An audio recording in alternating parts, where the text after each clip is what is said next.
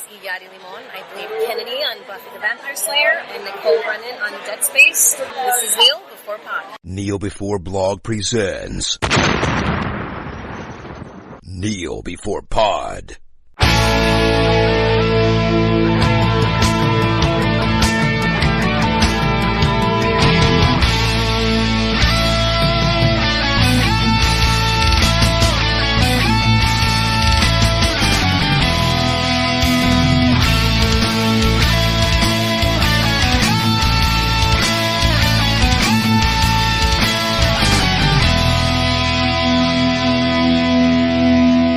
Hello and welcome to the Star Wars Day special for Neil Before Pod.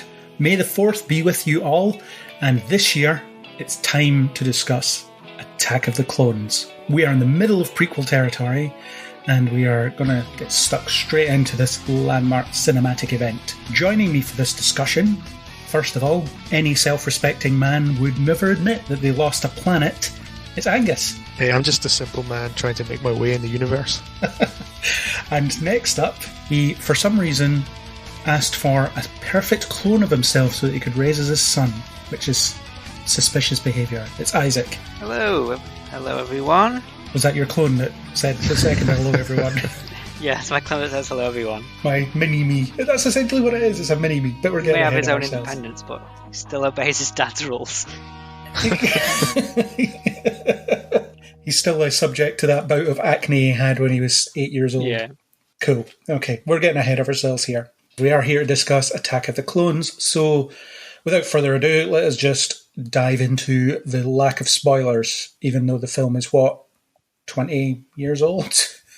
2002 it came out, so 19 years old. Something like that. Isaac, why don't you start with what you think of this film? So before The Force Awakens, this was my favourite Star Wars movie. I know it's not aged amazingly well, but I think I was just in the right age or the right mindset when I went to see this in the cinema back in 2001-ish, and I loved it. And I still hold it in a very high place. It's really fun. It's benefits, I think, from being way simpler than the other two prequels. It's not very muddled, which just means it can focus more on its Anakin storyline and its Obi Wan storyline, which is great benefit overall because I think as we discussed this time last year with Phantom Menace, it gets very crowded, whereas I think this film is much cleaner in that respect. I think it looks quite great. Like I said, I just watched it just today, and ILM really know what they're doing when it comes to even computer effects from like 20 years ago. They're not as textured and nice as they are currently, but I think anyone who sort of says they look rubbish is giving it a massive disservice because some of it looks really great. Some of it looks really amazing, some of the battles and some of the worlds. And I just think it's one of the funner ones. It's a good one just to sort of, I don't know, try to think of a good thing to say, like, you know, when you want to watch a movie that's, you don't necessarily have to get like too invested. You sort of know the story, you've seen it a million times, it's just good to put on and you can just let it sort of amaze you and distract you for 2 hours and a bit. I really like this movie. I think it's well good. Cool. It's good that we have that perspective on this podcast. Angus, what are your thoughts? I watched this in 4 sittings over the last 2 days. That was me last year. Difficult to talk about it spoiler-free and also kind of strange because it's been picked over so many times, but I will attempt to do a spoiler-free analysis first up. I find it a weird mix of sort of heavy-handedness with the Obi Wan, Anakin, Padawan stuff. It's repeated over and over again, and the kind of love story stuff as well about, no, we can't be together, oh wait, we can be together. So that sort of stuff, yeah, I think that's fine. It's easy for kids to consume, and obviously this is kind of a kids movie, so that's cool. And then on the flip side, it's got this really sort of arcane, expanded universe level bureaucratic lore where you've got the banking clan and the techno union and stuff like this all coming in. It feels like you're reading some book from the sort of dark ages between the first trilogy and the second trilogy. I think it's also difficult to, it's the middle part of a trilogy that we know what is going to happen at the end of it. We know where these characters have to end up. And so in the Phantom Menace, you're getting the beginning part of that and you get to see where it all started. In Revenge of the Sith, you're getting to see what happens immediately before the films we were very familiar with before that. And then in this one, you've got this kind of middle ground that has to just get us over the line and get us to clones and throw all this kind of stuff in the mix. So yeah, that's kind of my summation of it. It just sits in there and does what it needs to do story-wise, gets you there. And I do agree with Isaac that it's good that it's got this kind of two main plots that it hops between. But yeah, just a kind of strange mix of heavy-handed, over-the-head kid stuff, and then I don't know if I was too dumb to keep up with the politics of it all, but I still need to kind of pause it. It's probably why I watched it in 4 sittings. I still need to pause it and think, who's getting involved with who now? Where did they come from? What do they want? I still don't know if I understand. At least you don't have to sit through a long Senate briefing like you do in the first one, I suppose. Yeah, there is that. Well, maybe that's what you want. I don't know. Maybe you're just that guy. You're that viewer. It's interesting how you say it's the middle thing in a trilogy, because really this is where the story actually begins for me, because one thing this film clarifies is that absolutely nothing that happens in The Phantom Menace is in any way relevant to the other two films.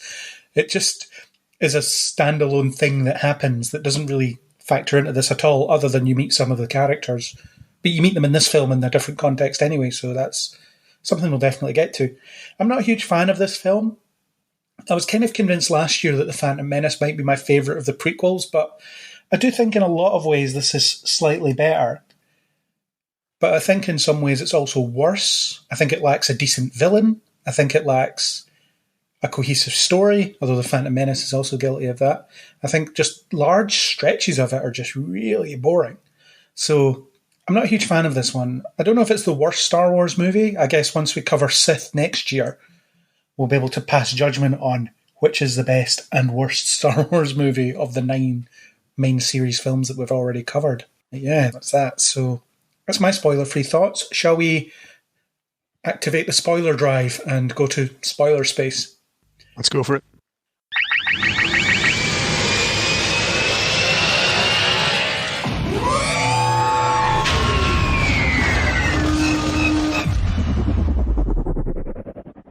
Okay, let's start a bit with the story, such as there is. We find out that the Republic is under threat because members are leaving and splintering off and setting up their own little cabal called the Separatists, and war is looming, and there's talk of an army, and Padme is travelling to Coruscant to vote against this military registration act or whatever it is. It's all boring political stuff, and it starts with a bombing. What I find is, at least you start off with something exciting. You get the enigmatic Naboo ship landing on Coruscant. You get the obviously not Padme from behind duplicate. Then the explosion, and then you're right in there. There's some action right away. Then there isn't any for a while, but right there it captures the attention. I think the opening is actually quite effective. And it also mentions Count Dooku. So you're like, who's Count Dooku? So that's someone we should think about. And then you won't see him for another hour and a half. But I think when it's setting up the fact that there's stuff going on at the beginning, I actually think that's okay. I'm going to give it that. Yeah, I enjoyed the opening. Definitely compared to, what is it, the Phantom Menace? No, Revenge of the Sith opens with the spaceship exploding, doesn't it? It opens with a space battle in Revenge of the Sith. Yeah. Phantom Menace opens with the docking and then just sort of go for all tea. The negotiations. Yeah. Whereas in this, it's like, boom, right There's a little bit of going for tea in this film as well. Had its fair share a lot of going for tea. Going for tea and biscuits, and the representatives from something and something are here. Frolicking in meadows, all that stuff. There's lots of that. Floating fruit.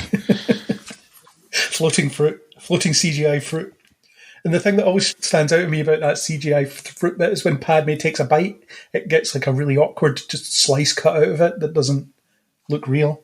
I've noticed that she sits awkwardly while she has the fork in the air, trying to jab at it. Just sort of daintily holding it sort of eye level and just sort of staring intensely at it in sort of bewilderment. Yeah. There's quite a lot of that when characters are trying to talk to CG other characters, and you can see them kind of staring at whatever tennis ball it was that they had for the eye level. It just looks unnatural whenever they're trying to talk to a Jar Jar or a Dexter. Yeah. In a lot of ways, George Lucas was really pushing the envelope with getting people to interact with CGI creations and things in this film, whereas it just wasn't commonplace yet. And he was just asking people to be like, yeah, you can imagine this creature or whatever it is you're looking at. And you get the action sequence at the end, for example, where they just told Natalie Portman, just like dart about, and we'll put in the mechanics later. We'll put in this assembly line later on. You just need to just sort of run backwards and dodge and roll around and we'll figure it out later. So what kind of direction is that? At first, wasn't there a thing where they told one of the Marvel directors, "Oh, just don't worry about that." For Black Widow, it was like, "We'll do the direct. You just have reaction shots. We'll do the action scenes. You can do all the boring talky stuff." Yeah, I can't remember who that was. It was the original considered director, and they turned it down for that reason. Because if I'm going to make an action film, I want to do the action scenes. But I think it was ahead of its time in that way, but not in a good way, because there are just these awkward transitions where it's just talking to CGI stuff. The backgrounds and the interiors and stuff on Coruscant are all CGI, and they're all really bland. They don't look lived in at all, which is really weird because Star Wars has always been this lived in universe. And then you have this impossibly clean, undecorated room that they're just sitting in. All there is a desk, and on the desk is nothing. Yeah, some of them look really empty. Palpatine doesn't have his bobblehead on his desk or anything. His Baby Yoda bobblehead. It's one of those sort of things you can get away with. I sort of imagine in this time of peace and prosperity, the original ones looked grubby and lived in because there'd been a constant war for like 30-ish years. Whereas these are looking a little bit, shinier and sparklier. Just because it's in a time of prosperity. There are parts of it that look more lived in than others. For example, the refugee ship or whatever it is, they travel to Naboo with the racist robot. It's like, go away, no droids. with a racist droid. We don't serve your kind here. Get out of here. R2-D2 getting really pissed off.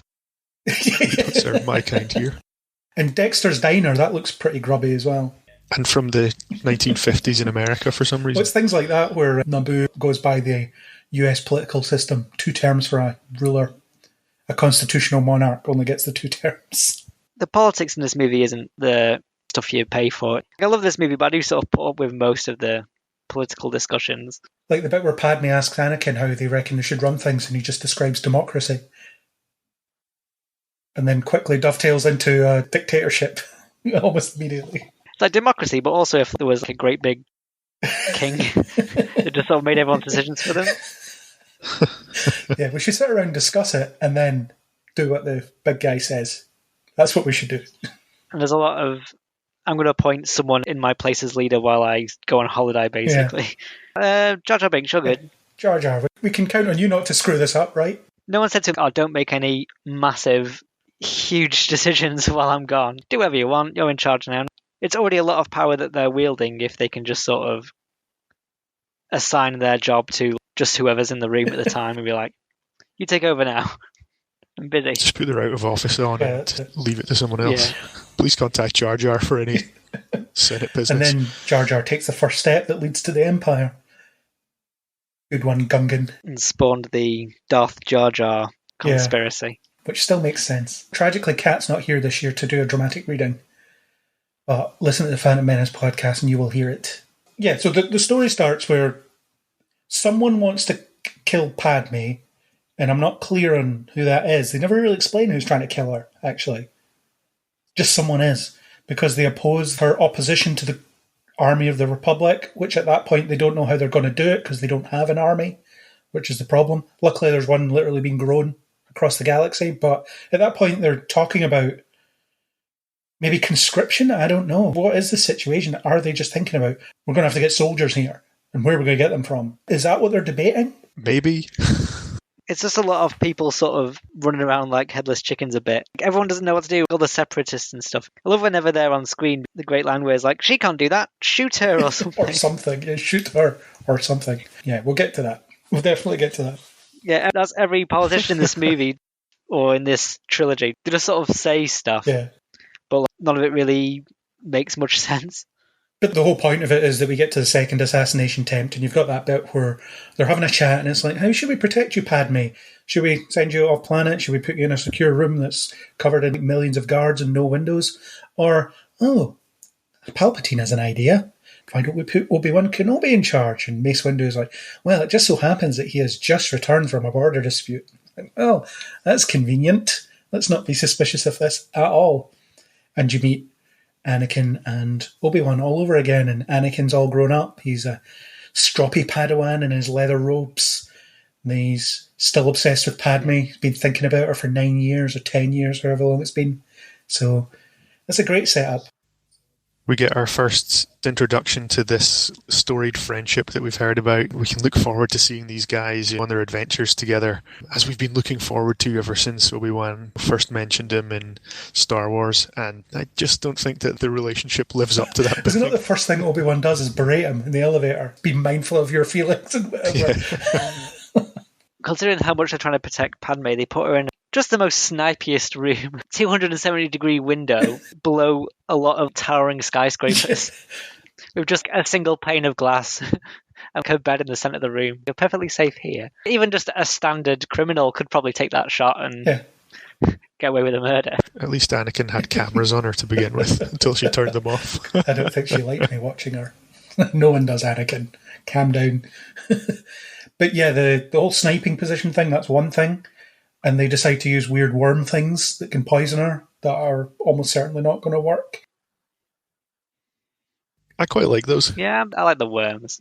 I like that method. I mean, you get a lot of sort of technology and stuff, obviously, because it's sci-fi, but I quite like when in a Flash Gordon or something like this, whenever it just comes down to just shove some venomous insects in there and you get some creepy crawlies, it's a bit old school. I quite like that. Is it all stem from, is it Dr. No, the James Bond, where they just try and just put a great big spider in his room?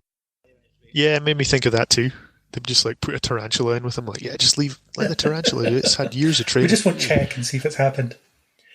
But the other striking thing is that Jango Fett is hired to kill Padme, and then he hires someone else to do it for him. It's all talk, just like Boba Fett, like his son. It's all just puts this thing on as like, oh yeah, I'm the best in the galaxy, but really he just delegates. But he hangs around so he can kill the person he hired as well, and then be seen as he flies off. Yeah, it's weird that if he doesn't trust anyone, if you don't trust him enough, that you have to sort of keep an eye on them and try and kill them in case they betray you. Just don't hire them. It does seem like an unnecessary step. Yeah, why couldn't Jango Fett have done that? And then he could have been involved in the sequence, the speeder chase sequence, and you have this whole thing about Obi-Wan berating Anakin for being reckless and not thinking before he leaps and whatever, and then Obi-Wan just crashes through the window and grabs a droid, which is completely out of character for him in that moment, based on what you know. They couldn't even be consistent in the first 5 minutes. It's a pretty great dive, though. Where he just bins it out the window and grabs onto the the drone. Obviously, by today, it's looking a little bit less weird, but I do quite like the Blade Runner-y Coruscant. It's a good level in the Lego game. It is a good level in the Lego game. I like what they were going for in a kind of cyberpunky type way. It's cool to see Coruscant like that. And yeah, I agree that maybe 20 years ago it probably looked a bit better than it does now, but watching it yesterday, as it would have been, I didn't really like that sequence. It's the slow motion free fall, isn't it? That's the problem. Obi-Wan falls for what seems like hours before Anakin catches him with a speeder. Yeah. So this He does slow right down at the point of the speeder. Maybe he's using the Force to slow himself down. He probably is. Oh yeah, good old Force. I was thinking he must have made some really quick calculations to think, right, how fast do I have to be dropping so that his descent or terminal velocity or whatever.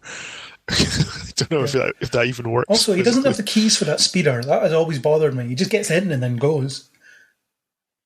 Just hotwire it. Force hotwire. He doesn't even do that though. He just gets in and then it drives. I don't know. I've never considered it, to be honest. It's an okay chase sequence though, and you get that whole back and forth where, again, Obi-Wan berates Anakin. How dare you not rescue me quicker than this? I can't believe it took you this long. Oh, you dropped your lightsaber again. Remember, this weapon is your life. And everything he does is just berating him. Well, yeah, Obi-Wan Kenobi loves his snark. Every line he has, especially with Anakin, is just like, oh, well done. How many times have I told you to stay away from power couplings? Don't know. Once? Does he do this often? And then he berates him for being a good pilot as well. Like, well, maybe if you spent less time flying, you'd rival Master Yoda as a swordsman, which sets up the fact that we're going to see Yoda do some moves. It does feel like we're trying to hit a few beats here in terms of he's a good pilot, he's reckless, but it just feels like they're not really achieving what they're going for. They're kind of showing you it, but I don't buy it. This doesn't feel like the storied friendship or the sorts of adventures I would have expected to see them on, and yet this is canon, so I've got to go with it. Well, there's the clumsy descriptions of stuff that you would rather see that does suggest that. You've got that time I fell into that nest of gundarks and aggressive negotiations and all those things. You hear about these adventures that they've had and they sound fun, but you don't actually see them. Instead, you just see this situation where they chase down a bounty hunter that's hired by another bounty hunter, and you get Obi Wan berating Anakin, and Anakin's like, "Oh, don't say that, Master. You're the closest thing I have to a father." Okay. I love Anakin's meltdown. First time you get to spend a bit of time alone with Padme, and he just sort of loses it. Just complaining about everyone. And I hate him. I hate them. And I hate Mace Windu. And it's like, oh my god. Imagine if that was like, your security intel's just some psychopath. And Padme's just like, well, mentors are always a bit hard on us. And he's like, no, he never listens. It's ridiculous. And stop creeping on me like that because it makes me uncomfortable. And he's just like, sorry, with a creepy look on his face. How does this translate to an epic romance? Is it just he wears her down? Is this what happens? If he was going for creepy, he nailed it. Completely. I love that he says "milady" as well. The first thing he says to her is, "No, you've grown as well. Grown more beautiful, I mean." And she's just like, yeah. You're just like that 10-year-old I saw 10 years ago, or however old you were. Ha ha. Remember when I was 14 and in charge of a planet? Those were the days. People went against Hayden Christensen for his acting, but I think given what he's got, he's very convincing as a always on the edge, stroppy, lost weirdo. Yeah, I think that with the material they've been given, you can't really criticise the actors as bad or as wooden as they seem. They're working with what they've got.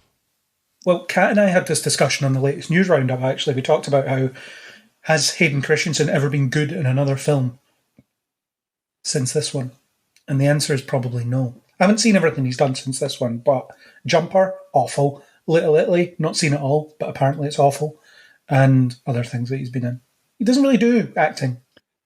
Awake, bad. Is that the one with Jessica Alba in it? Yes. Yeah, I've not seen it. Something about he's in a coma and then he's not in a coma or something. Yeah, basically. He's awake. But was he ever asleep? I don't know. Whatever. I don't know what the story is. But there's a strong possibility that Hayden Christensen's just a bad actor. And the fact that he has bad material here doesn't really help him very much. But there's also another reading you can have of it. And it suffers a bit because the dialogue is so stilted across everyone. Because you can kind of believe that the Jedi are these like stilted monks that speak in these kind of matter-of-fact sentences and have no social skills. So the fact that Anakin's trying to hit on a girl that he likes, he doesn't know how because he's had this religious upbringing where that's not been taught to him by anyone because it's forbidden that he does it. Also, in fairness, when I was a teenager, a pathetic teenager who didn't know how to talk to girls, I probably said the same sort of things. Did you pick up all your moves from Anakin? Do you just start going up to women and talking about sand? Just talk about sand and how much you love fascism and all the stuff. I need to look cool and edgy and interesting. That's all people like. I don't think that's just a Jedi problem. I think that's all teenage boys across everywhere just don't know how to talk to people they fancy when they're young. Yeah, but you can imagine that Anakin is more stilted because he's had that Jedi upbringing and it's not really been taught to him. And the more you look at the Jedi in these films, the more unappealing they are because of what they restrict people from doing. Well, yeah, that's their ultimate sort of downfall, isn't it? They're basically a totalitarian, super extreme cult that you can't escape from. And I think that's the thing they were sort of going for is not everything's great. But they do it in Last Jedi, don't they? Luke Skywalker says, oh yeah, these Jedis weren't that great. Yeah. They led to this anyway. It's all their fault. Yeah. So yeah, I think this is the thing that George Lucas is trying to go with, but doesn't quite master it. Well, it doesn't work because everyone talks like that. If only Anakin talked like that, you could understand.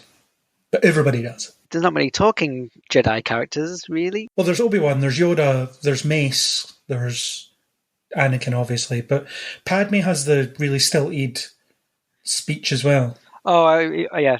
So I thought you meant within the Jedis, but no, just within the characters in the movie. Yeah, Padme's a odd duck. She always speaks in how I imagine eating Tories to kind of everything sort of like, oh yeah, everything is well-to-do and proper. She learned it all at the Legislative Youth Programme. Tell me that doesn't sound like some kind of Nazi situation. I was brought up in the Legislative Youth. Can you think of anything more boring, by the way? We need you to go to politics camp. That's what that is. At least he's got all those handsome, curly-haired young people. Yeah, I don't want to hear about it. Yeah. And there's also the other guy that she meets, that Clovis guy that turns up in the Clone Wars cartoon sometimes. You're not looking forward to the Disney Plus show, like handsome curly-haired youth from legislative camp. I can't wait for the Disney Plus legislative youth camp TV show. Yeah, it's going to be great. We get to learn about politics of the Star Wars universe in prequel era times. Amazing. Can't wait. Timothy Chalamet stars as co-head youth. That guy that Padme talks about. Oh, he goes to be an artist though, doesn't he? What she says. Timothy Chalamet can pull off an artist. He can pull off a disillusioned space politician. I don't know. Disillusioned artists becoming politicians is a great direction for them to go. Yeah, so dialogue is stilted across the board, I guess. But back to the chase bit, there was one bit I forgot to mention. When they go into the bar, where there's some pod racing on the TV as well. Nice callback. Just a little bit of pod racing. Anakin, you go and find the killer. I'm off for a drink. And then the guy turns up and offers to sell him death sticks. You don't want to sell me death sticks. Was it Sleaze Bagano? Sleaze Bagano. Is that his name? Okay. Yeah, it's called Sleaze Bagano. Well, I suppose you would get characters called General Grievous, so they are wearing their villainy on their sleeves, I guess. But it's got to be on the nose, yeah. But it's like, you don't want to sell me death sticks. You want to go home and rethink your life. And that makes me wonder, how long does the mind trick last? Does he just go home and then it wears off? Or is he literally going home to just rethink his entire life and he emerges as something else? Or maybe he rethinks his life and he's like, no, I quite like selling death sticks. I'm going to keep doing it. It's like Kilgrave and Jessica Jones. Like he's just going to stare at a wall for the rest of his life. Yeah. He rethinks and then decides, it's quite cool. I'll make a lot of money out of this. And yeah, but I noticed when I press play on Disney Plus, it tells you contains tobacco use or something like that. So is that it? Is that the tobacco use, or is there anyone else smoking in the film? Probably, yeah. Just imagine if you pause during the big gladiator ring. One of the Jedi's is just finishing his cigarette while running away from some droids. Waiting for Mace to make his entrance. Or Count Dooku's just lighting up a cigar while he's about to watch. He's thinking, this is going to be good. This slow animal-based execution is going to be amazing viewing. So, Isaac, you mentioned the whole binary plot thing. You've got the Anakin plot and you've got the Obi Wan plot. Do you think it was a good idea to split them off in this film? Or do you think it would have been better had they stayed together and fought together and whatever during this? I mean, he has to be gone so that Anakin and Padme can fall in love. Because otherwise Obi Wan would be like, you can't do that. You go over there and I will stay with Padme. Yeah, I can't see how this film would have worked if they stuck together. Because a lot of it is, well, all of Anakin's stuff is in his head, and he's got a lot of sort of disillusionment and stuff. I think it would be weird if they stayed together as a team. I mean, maybe it would be more interesting to sort of see him and Padme actually, because for all their talk of secrecy, no one on Naboo cares. No one's reporting it. Just like, the Senator and that Jedi guy just having a laugh and jumping on these big mud horses and rolling around. No one's sort of recording this as news. So it's all very out in the open. So yeah, maybe it would have been fun to see if Obi-Wan Kenobi was kicking about. But also, the Clone Wars kind of does this, I think. Not in many of them, but there's a bit more sneaking around there. But I think this film definitely benefits Anakin's sort of own little personal journey thing. And then you have the funner B-plot with Obi-Wan just doing flips and space chases and having a great time. Yeah, but equally you get very little of them just doing things as master and apprentice. As, partners. Yeah, if you'd had them together, you could have developed that friendship a bit more and maybe even started laying the seeds for a jealousy, love triangle sort of thing, or maybe even only if that was in Anakin's head, but the sort of thing that he ends up claiming at the end of Sith. But it's the middle one in the trilogy. It's got to be like Empire. They've got to split them up and have them go their separate ways. And I guess if they're going to have a secret wedding at the end, it kind of makes sense that they get to spend a lot of time together frolicking, as we've mentioned. Where Padme wears increasingly suggestive outfits around this young man that she's trying not to attract. Not that she should pander to the fact that he's attracted to her by being more conservative or whatever. It's not her problem that he's attracted to her, but she really doesn't help matters. I don't know what Naboo fashion is. It's just you have to change clothes every 2 hours, apparently. It's lots of clothing changes, yeah. We need to go and check CO Bibble to see what the trends are.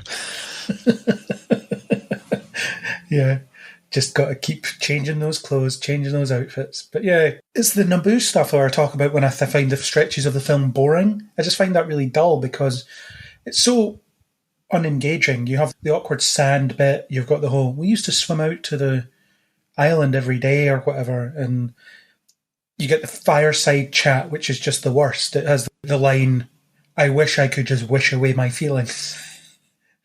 No one checked that.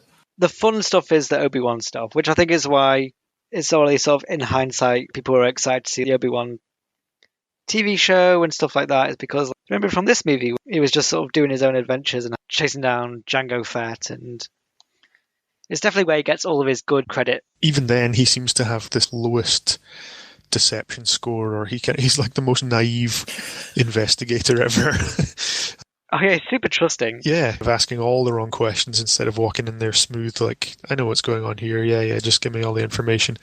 He's trying his hardest to blow his cover, but he gets away with it. Well, there's some truly baffling stuff that he does. There's the bit where he goes to Dexter Jettster, which is a scene I actually love. I love that character. I just want to know more about him. Give me that Disney Plus series. Yeah, I love Dexter Jettster. With this, as you say, Angus, 1950s diner retro.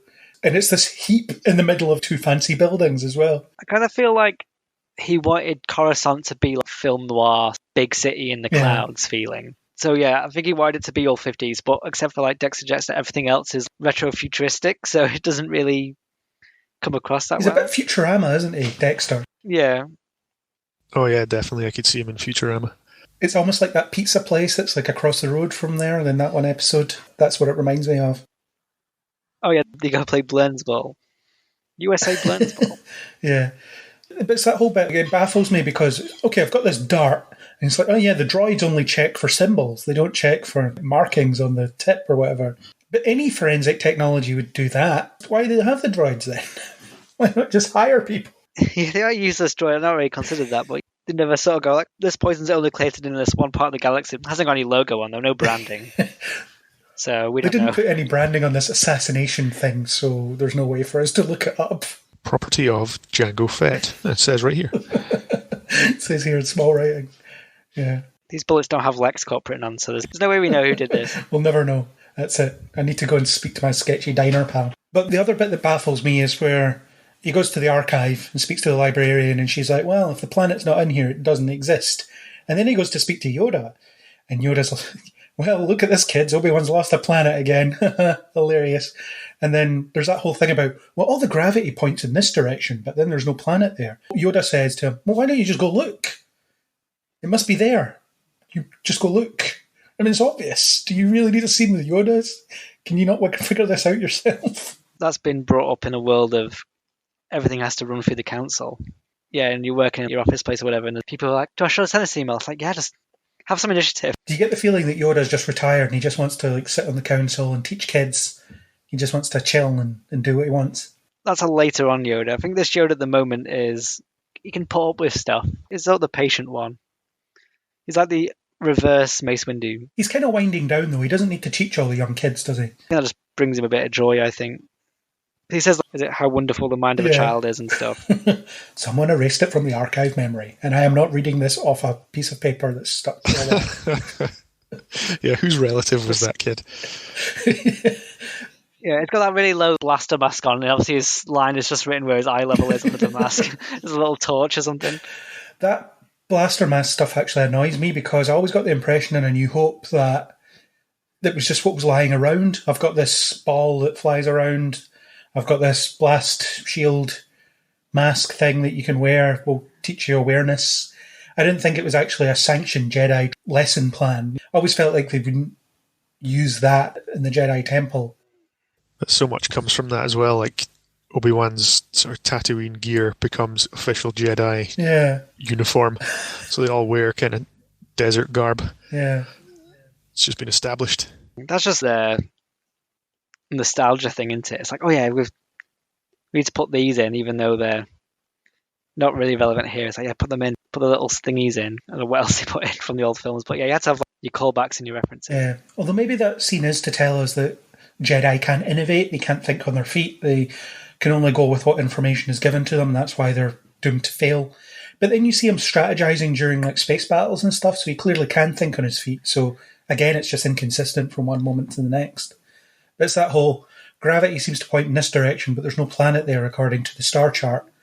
Should I go look? And Yoda's like, well, duh. Yeah, off you go. Why are you still here? If only they'd had an audit log on the Jedi archive, then they'd have been able to see who'd been tampering with it, Yeah. Last changed by, Dooku. Maybe they need more than one bloody librarian. But yeah, off to Camino he goes to investigate this army, and then you hear about the Sifo-Dyas and all that, which confused me because you've already got Sidious, and then you've got Sifo-Dyas. Makes you think they're kind of the same person. And who's Dooku? What's he got to do with all this? I thought Dooku was Sifo-Dyas. No, he's Darth Tyrannus. Sifo-Dyas is another guy. Yeah, I thought that was his Darth name, but obviously it turned out to be Darth Tyrannus. But like for ages, I thought the idea was Sifo-Dyas is the Jedi who probably died 10-ish years ago, and it was like, oh yeah, there's also another Jedi who disappeared like 10-ish years ago, and now he's shown up again. And he's got links to this guy that Sifo-Dyas had linked to. So I for ages assumed that Count Dooku and Sifo-Dyas were the same guy. Yeah, I've heard that it was supposed to be Sidious, or it was supposed to be a cover name for Sidious, but then there was a typo in the script or something, and they quite liked the way that Sifo-Dyas sounded, so they just invented this other guy, which then, raises all these questions where you think, okay, if it is supposed to be this other guy that's completely separate to Sidious, and yet the name is still so similar, and it never really kind of explains who he was, and Kenobi hears it and thinks, yeah, Master Sifo-Dyas died over 10 years ago, and that's kind of at the same time that Anakin was discovered. I don't know. There's all these kind of questions that it raises, but it never really resolved. Aye, 10 years ago. That was around about the same time as the Phantom Menace. Good thing we didn't cover that in that film. I didn't know about the typo thing, though, but that makes sense. But yeah, it just sounds so alarmingly similar to Sidious. It may be apocryphal, but I think I've heard it a couple of times that it was supposed to be Sidious. There was a typo, and then Lucas or somebody liked the way it sounded, and so they went with it. I never realised that Sifo-Dyas sounds like Sidious. I'd have never twigged on this. That's part of why when I was younger, the first time I saw the film, I felt like I wasn't following it very well because there is all this extraneous crap that goes nowhere and leads to nothing. Sifo-Dyas, are we going to find out he's still alive after all this time? Did he fake his death? Is he Dooku, as you say? Nope. Just some guy that ordered these clones and then died. Who made him order the clones? I was having that thought again. I mean, we've kind of come to this discussion point quite a few times. Maybe it's just because we've been covering very strange films or films that are difficult to follow, and thinking when you were a kid and you'd watch it and you think, oh, I'm really not following this. I don't understand what's going on. But then we've come to the sort of resolution that, no, it's just because it's not good or the writing's not good enough to allow you to follow along with it. I was thinking the very same thing today, and I've seen this film several times, and as I was watching it, I'm thinking, why am I following this? Why can't I keep up with who's who? It's not me, it's them. It's the Phantom Menace effect where you come out thinking, maybe that's not good. Oh no, I must be the problem. Yeah, exactly. Yeah, but the Camino stuff is pretty fun in a way because you have that whole... Usually it would take a lifetime to grow a fully grown soldier, but we can do it in half the time. Oh great, in half a lifetime we'll have some soldiers. What's half a lifetime? Depends on the species, I suppose. He started 10 years ago. Is the clone's lifespan 20 years? Well, I guess they age them up to the point where they're Rex's age as he is, or Commander Cody's age as he is. Well, none of those characters are introduced in this film. Around about Django's current age, I guess, is when they're at their peak. Maybe a bit younger. So you would have to imagine, they have to be physically in their 20s to be in their physical prime. So, yeah, maybe that takes about 10 years for them to get to that point. And then after that, who knows? It's another thing the film doesn't cover. You've got this effectively slave army of expendable troops that are designed to just be cannon fodder and whatever. And they don't address the fact that the Jedi are essentially enslaving an army. What I wonder is, Django's obviously stationed there and he's supposed to be overseeing the training and the development of the clones. But was that part of the original job when he took it? Was like, right, you're going to be here for a certain amount of time. Because obviously he kind of comes and goes. He does his delegated assassinations every now and again. But he's like a lighthouse keeper or something. He's like taking this job that's out in this remote place. And he's like, I'm just going to live here by myself with my son. It doesn't look as if there's a whole lot for him to do there. So what is it? He just exists there now. Okay, I'm going to sign up to be cloned. And now the rest of my life is going to be spent on this floating platform. Yeah, well, the clones sort of train themselves, or they have automated systems that train them, so he's not really doing that. So he is just chilling. The lighthouse keeper thing that you mentioned hilariously, that prepares him for his role in Aquaman some years later, living in a lighthouse with his son. Good old Tamara Morrison. He's really come into his own in the past few years, actually, more than anything else. as an actor. Like he's been in things that he's quite good in, and obviously he's Boba Fett now, isn't he? Oh yeah, he's in the Book of Boba Fett. Yeah, and in The Mandalorian. And did he redo the voice in the original trilogy as well? He did, yeah. Yeah. So he's kind of insinuated himself into quite a lot. Yeah. But he doesn't do the voice of the clones in the Clone Wars TV show. But yeah, I love how oblivious Obi-Wan is when he shows up. I thought you weren't coming. And it's like, what? And we've got these clones for you. And he's like, what are you talking about?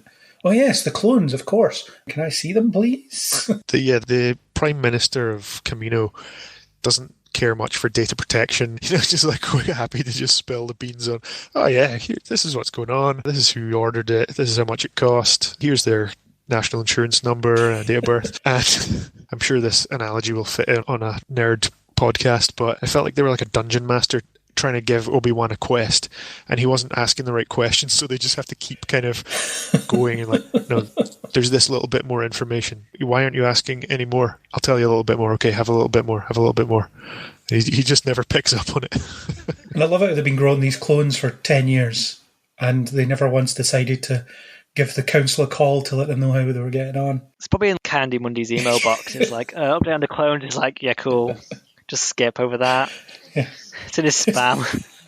No, this looks like a phishing email, so I'm just going to delete that. It is, again, it's like Django's contract, right? Okay, we'll sign you up for this, or yeah, we'll take on this contract to build you these clones 10 years later.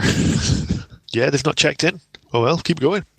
Well, you have to imagine Django's, 10 years older than when he started, obviously, so he must have been in his like physical prime when they started and took the initial DNA sample. But there's also a bit of a pandering nature to the whole clone army thing, because I know that George Lucas listened to some complaints from the Phantom Menace. We hate Jar Jar. Where's all the iconography, etc.? So it's like, well, I'm dialing back Jar Jar, and here's stormtroopers. You happy now?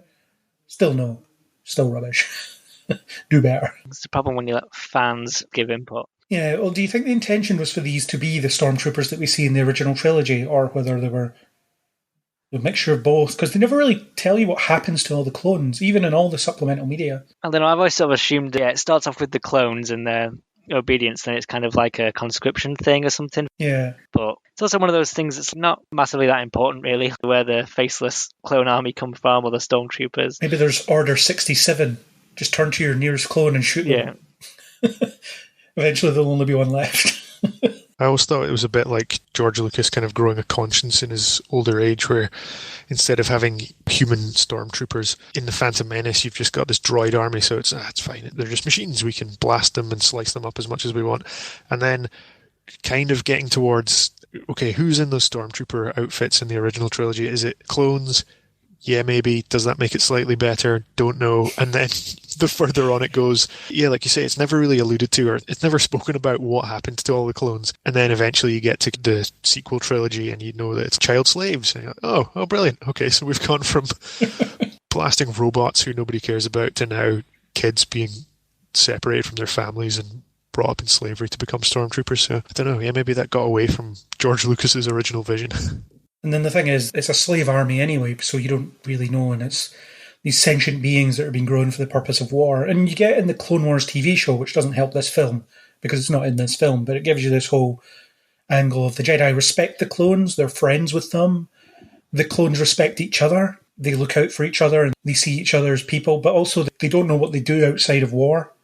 So there's that big question that they ask of themselves when the Clone Wars is coming to an end as well. And it's not covered here because the clones aren't characters, they're just commodities are used later in the film. And the introduction is so awkward because I'm still not sure why they're being grown and for who. The Jedi just turn up and claim them, but were they for the Separatists? Because Palpatine is manoeuvring the Republic to becoming the Empire, but I get the impression he was maybe happy enough to overthrow it using the Separatists and then use that as the Empire. And who knows? Just who the hell knows what's going on here? It does seem as if he could have had it either way, and maybe that was the plan. Was, okay, if the Separatists win, I've engineered that. If the Republic wins, I've engineered that, and I'll be the boss of whichever comes out the winner. He's backing both sides, isn't he, really? Whoever wins, I win. Well, you know he's just playing the long game until he can possess Rey's body, as he wanted to do in Rise of Skywalker. Well, yeah, we know that now, of course. That was his plan all along.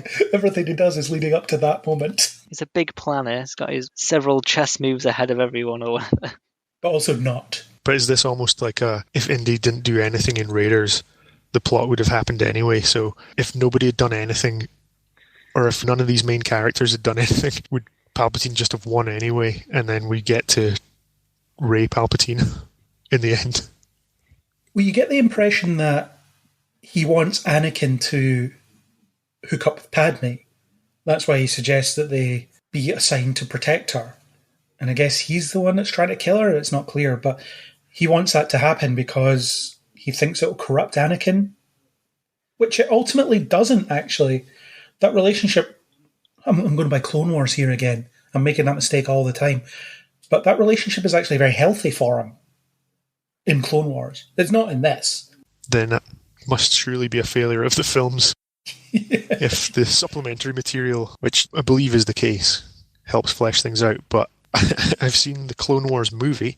I haven't seen very much of the Clone Wars TV show. And with that much information, I still feel as if I'm completely lost.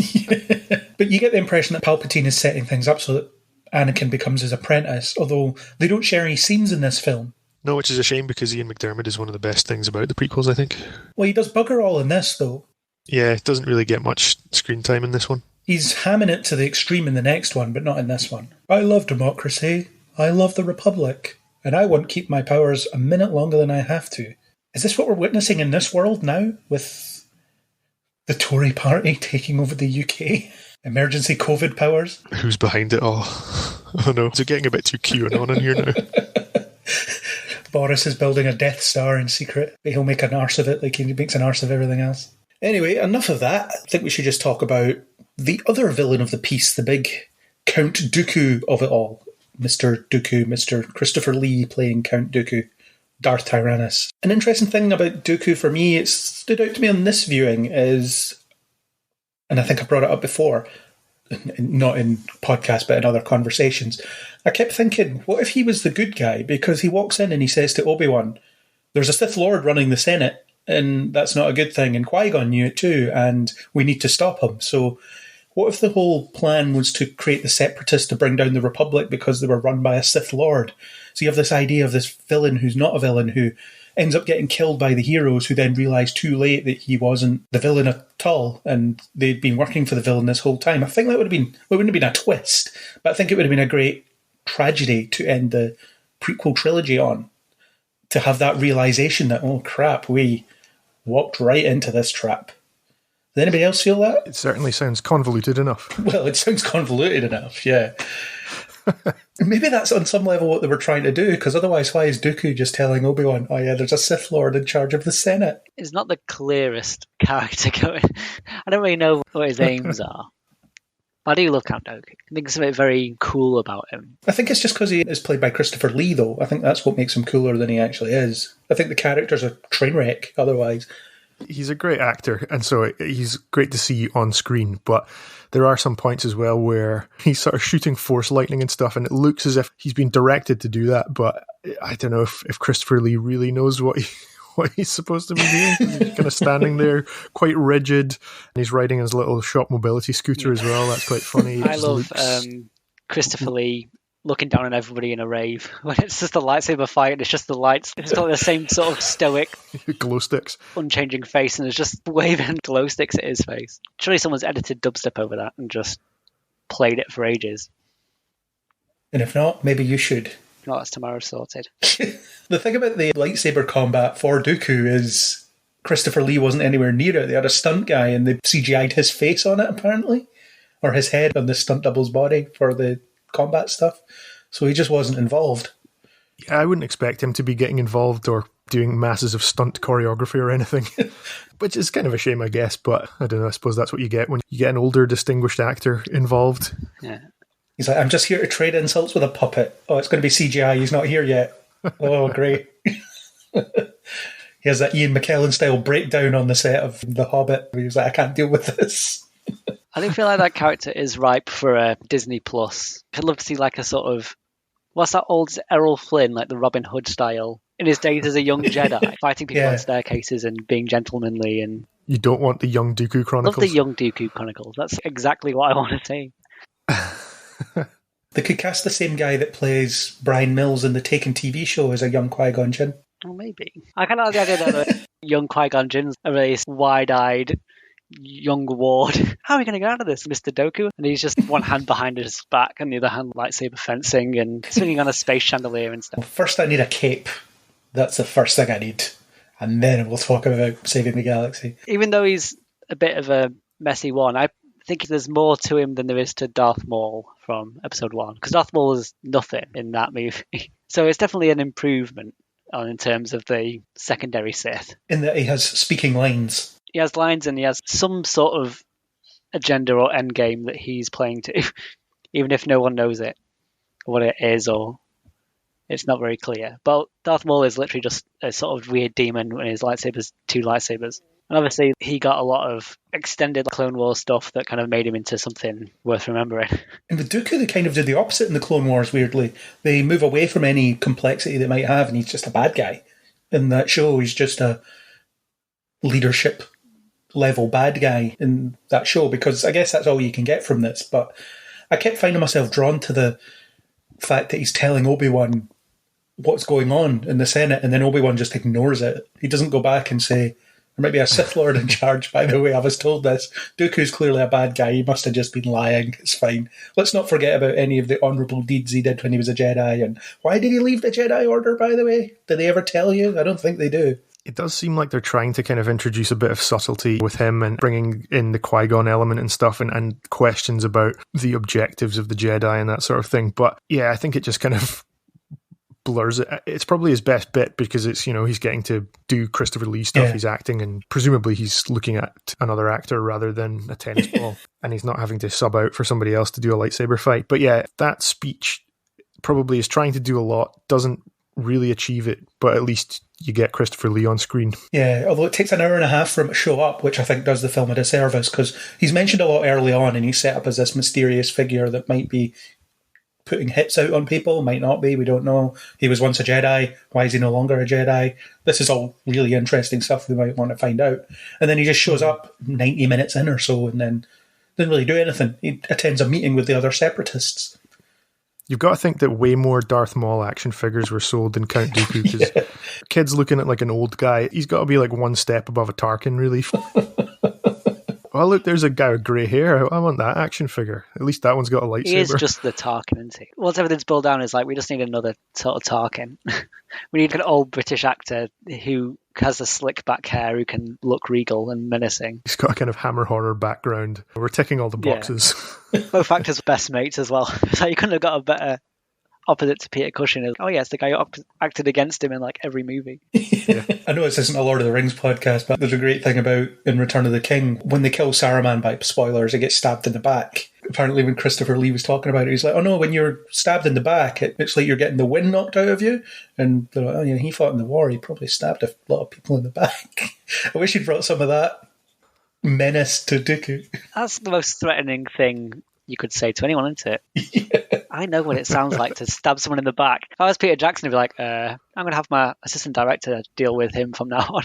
I'm going to stay away. Yeah, just going to step away for a bit. I'm clearly pissing him off a bit. Well, I'm going to be cutting this from the film, the theatrical cut of the film. And he's like, but do you know what it feels like to fall off a 200-foot tower and land on the back of a big water mill and slowly spin down and drown? Do you, Christopher Lee? That's what's happening. There's no scouring of the Shire for you, Christopher Lee. But we'll see you again in the Hobbit trilogy for some reason. You're going to fight a big worm in 10 years.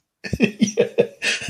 What a strange situation. Yeah, so I think it suffers from the fact that Dooku's hardly in it. He only shows up at the end, and then when you get to Sith, he's only in a minute or so, really. So there's nothing to him, there's nothing there. But I think it's one of those things where George Lucas is saying, we're going to tell the story of the Clone Wars later, in some other project. So we'll use this character later. Yeah. But he's here. Because they do that again in Revenge of the Sith with Grievous. There's no setup to these villains. It's just like, we've just thought of them now, we'll put them in. It'd be much better if we'd heard about them at least, or they existed in at least a film before it. Whereas they're just like, now the biggest threat ever is this new guy. Or even just more prominent than the film they're in. If you had Dooku kicking about throughout in some way, I don't know how you would have done that, but it needs a different film, I suppose, entirely, for it all to work. But if Dooku's going to be your villain, then he needs to be your villain and he's not. Like, I think this film suffers from the fact it doesn't really have a villain for so long. You just have little things that happen here and there as it goes through. And Django's a bit of a threat for a little while, and then he disappears. And then you get Dooku, and he's not really a threat for a bit, and so on. So up until that point, there's kind of nothing. Between Django and Dooku, there's nothing else. Maybe it is just back to that issue of having to connect the beginning of Anakin's story with the end of Anakin's story. And, you know, all this stuff has to happen. It's a trilogy. For some reason, it has to be a trilogy, but we need this middle movie, and things need to kind of progress. People need to come in and out of the story. But yeah, it might not be handled in the best way, or have a true antagonist of the piece. Yeah, but I do like him trading barbs with Yoda. That's quite fun. Shoots a bit of lightning at him. Yeah. Yoda tries to throw a couple of things at him. Doesn't work. They're just going to have to settle their differences with a lightsaber. And of course we see Yoda jumping around and it looks ridiculous. I don't mind both Yoda or the Emperor having lightsabers. I know it's something saying that, you know, like these characters are sort of beyond those things, but also this movie this prequel trilogy is 30 years or so before. So I don't mind. I'm pro a lightsaber fighting Yoda. But when you're talking 30 years, right, that's a drop in the ocean for Yoda's lifespan, so 30 years is nothing. He really goes downhill in that last sort of... Yeah. Well, he loses his lightsaber, doesn't he? So that's it. It's a big mess up for the Jedi for him, which probably throws him away from the combat end of it, and then just goes and meditates for 30 years or whatever. And then the Emperor's, in the original trilogy, he's been in power for ages, so he's like, I'm untouchable or whatever. But I think like a Palpatine on the rise would plan for every eventuality, including having to do a barrel roll jump at people, lightsaber out, and just like slice everyone up. So also, lightsabers are fun. Yeah, I also like it. I know there was backlash to Yoda flying about and flipping about all over the place. But, you know, I find him kind of choppering in a kind of Vietnam style and also having a lightsaber fight where he is basically just an animated thing bouncing around. I find that more interesting than him just chatting back at the Jedi Temple. So when there's a lot of other stuff in this that I would skip over, I do enjoy that. And it reminds me of playing, I think it's Soul Calibur 4. He was one of the characters in that because you could play as Vader or the Apprentice or Yoda on different platforms. I had the 360 version. And then they released it for the other platforms because I got Yoda on the PS3 eventually. Right. And yeah, he was good. He was a good character to play as because he just flipped about all over the place. He was tiny. I have no idea if his hitbox was smaller, if this was kind of an odd job type deal. But you could just button mash with him and throw in the combos all over the place. So he was quite cool to play as a beginner as well. I remember there was a gaming magazine that I read at the time, and it's like, in their offices, no one's allowed to play as Yoda because he just hacks at people's ankles and no one can hit him. Exactly, it was great. In the heat of battle, Yoda speaks perfect English. Yes, he does. Yeah, I noticed that too. Yes, the syntax just disappears. Concentrate all your fire on that nearest droid ship. No time for pretense or fancy talk. This is serious now. Let's just talk normal. So what we're saying is he's just been putting that on the whole time. It's an affectation that he wants people to think. It's for his own amusement. Make himself look more wise. But Posh voice, Yoda. Like when he gets stressed, he's like, whatever. Drops it immediately. Although he does sometimes talk like he usually does. When he first appears, he says, around the survivors, a perimeter create. You can only imagine the clones are just like, what?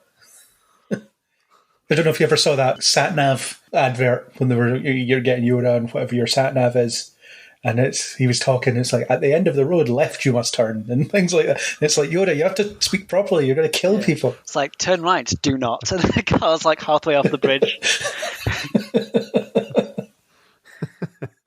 I'll find that for the show note. I'm sure it's out there somewhere. Quite funny. But Yoda flipping around, I remember at the time when I saw it at the cinema, I was like, that's amazing, that's so cool. I wasn't expecting that. But it's the fact that he's just hobbling around on his walking stick the rest of the time or floating on his little platform. And then suddenly, as soon as he brings out his lightsaber, he's just flipping around like a demon. I like that he just turns it on. Maybe he is a bit more feeble, but he's like, right, I've just got to summon the power to pinball around this place for a minute and a half. That's all I need.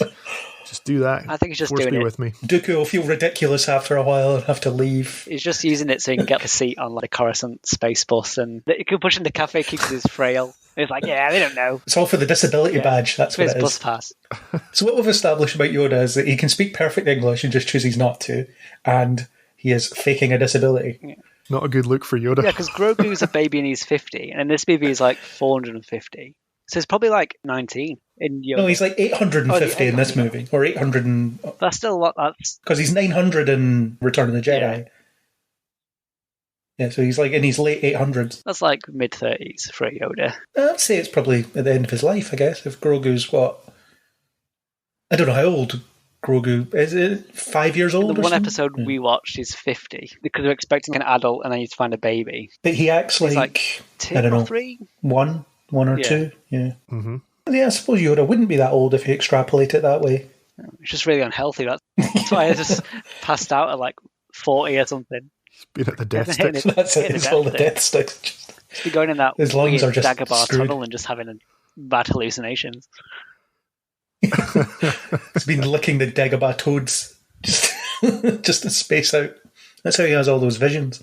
So now he's a drug addict. That's what we've done to Yoda. Just add it to the list. Just add it to the list of character assassination we're committing on Yoda. Yep. I'm not sure I really needed the whole Dooku was Yoda's apprentice, then Qui-Gon was Dooku's apprentice, and now Obi Wan is Qui-Gon's apprentice. It's this, okay, so all the important people have been directly involved in Obi Wan's training throughout. It's this kind of elite mentor-student relationships that have been formed. Couldn't it just be Yoda has taught someone, or Yoda was someone else's master back when he was in his prime? In the same movie, we see Yoda teaching a class. So I've sort of assumed like Yoda teaches everybody. Like Yoda kind of does mass teaching and then assigns people. So yeah. Although I think there is Legends material that have Dooku and Yoda stories, like comics and stuff. So he teaches kind of from primary school through high school and then also sort of mentors at PhD level or something. Yeah, seems so. Maybe just nobody liked Count Dooku. They're all going like, I don't want it. It's really weird. It's like, fine, I'll take it. Just this once. It's kind of another lie that Obi-Wan tells to Luke, though, isn't it? You're going to seek out Yoda, the Jedi Master who instructed me. No, he didn't. I suppose he did initially, but no, he didn't. He spoke to me. It's all just name dropping. Yeah. You need to go learn from Qui-Gon's ghost. It'll be more useful. But Liam Neeson isn't really around yet. So Dooku, he's not really anything, is he? And there's that weird thing where he has the Death Star plans for some reason. He does have the Death Star plans. Just ready to go. I imagine one of those bugs becomes Mars Mikkelsen. And they're like, if they find these plans on us, then we're finished. And I'm thinking, well, you're already fighting a war against them. I feel like the side that you're fighting against and getting chopped by lightsabers against, you're probably finished already without them having to find a weapon of mass destruction. But there you go. There's your kind of late 90s, early 2000s equivalent. Chuck that in there. Yeah, it's fan service, isn't it? So we can all go, oh, it's the Death Star. That's really cool. But also, when you're trying to build a weapon of mass destruction, you should definitely have the only copy be with some old guy. The only copy of the plans just downloaded on this little holographic data pad that he has or whatever. So Star Wars and backups are not a thing. They show it kind of on the screen in the background, and you're like, yeah, that's it. And then when they hand him the disc or the mini disc or whatever it is, he like flips it open again and is like, yep, that's it. That could just be the summary, or that could just be an artist's impression. He has no idea that the rest of the spec is on there, but he's like, yep, confirmed, got it. And then he takes it to the Emperor, who presumably already knows about it. Well, he's not the Emperor, but Sidious, Darth Sidious, who presumably already knows about it. But yeah, it's the ultimate weapon or whatever. We're going to build this. Who's going to build it? The Republic? I don't know. He could probably convince the Republic to let him build a Death Star during the Clone Wars. We could wipe out entire fleets in one shot. Need to do something about the branding, though, just to sell it to the citizens. You know, Death Star. Yeah. Don't know if they'll buy it. We'll call it the Peace Star. There we go. Providing thousands of homes and jobs and stuff. Just don't tell anyone about the big laser.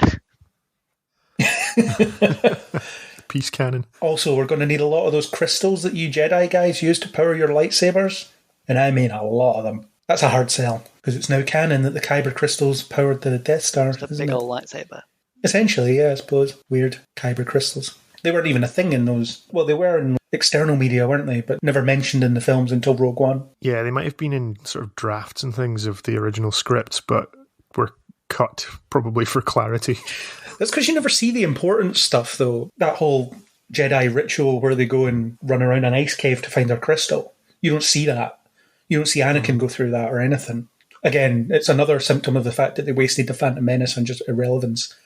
Whereas you could have had that story be told. If you planned the trilogy better, George Lucas. But he wants us to consume all the other stuff that's still canon, that's connected to these films, but isn't in these films, doesn't he? That's what he wants us to do.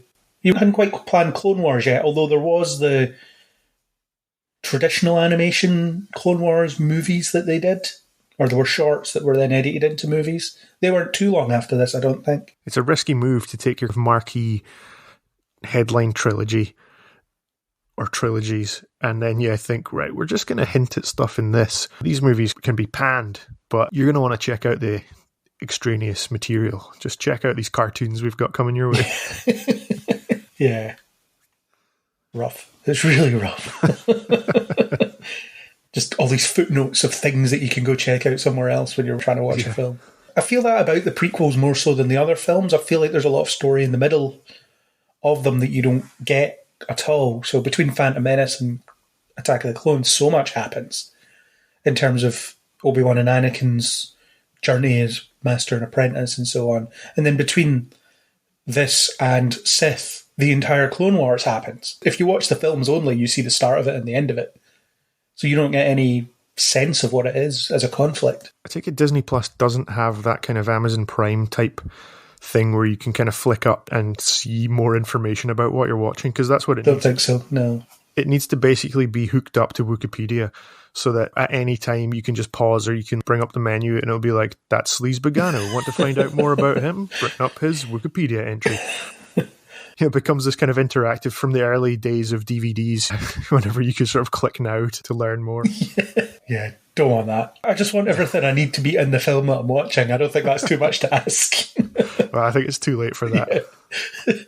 Yeah, because the plot of this film is very meandering. It eventually builds up to the Clone Wars beginning, but there's no real weight or significance to it. It just sort of starts. Before I started watching this, I honestly had melded everything in Attack of the Clones and then into Revenge of the Sith up to the fight on Mustafar into one, and I was like, I can't remember exactly what happens in one and what happens in the other. I enjoy the stuff from when Anakin properly turns and then, you know, you get the I have the high ground type stuff.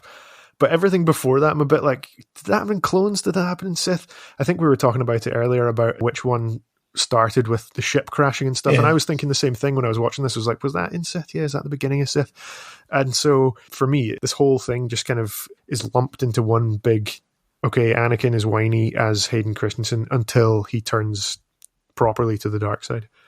Yeah, of course, this film ends with a battle on Geonosis that is very middling in quality for the most part, with the weirdest execution that you've ever seen. We're just going to release these 3 creatures that might kill them if they feel like it, but probably won't. It's a very strange sequence. We're going to tie them up to these pillars in the middle of this arena, and then we'll bring in these 3 creatures. These 3 random creatures, a weird rhino one, a weird crab spider thing, and a weird hyena thing.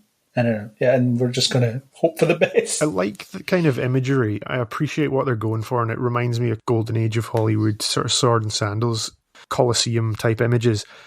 But yeah, I agree, like as a plan, it's not really great. There's no explanation of are the Geonosians particularly bloodthirsty, or is their culture built around these rituals or anything? Why do they have to be submitted to this? Why can't they just be done away with? But yeah, I like that they went for something there, but there is very little logic to it. And of course, Padme escapes almost immediately, or starts escaping almost immediately. And then they're sitting up there in the crowd going, oh my God, she can't do this. What's going on? Solve this problem for us. I do like that. I like the bit where Anakin's all like, oh, I need to rescue Padme. Everyone's like, she's fine. She's already safe. She doesn't need you. Yeah.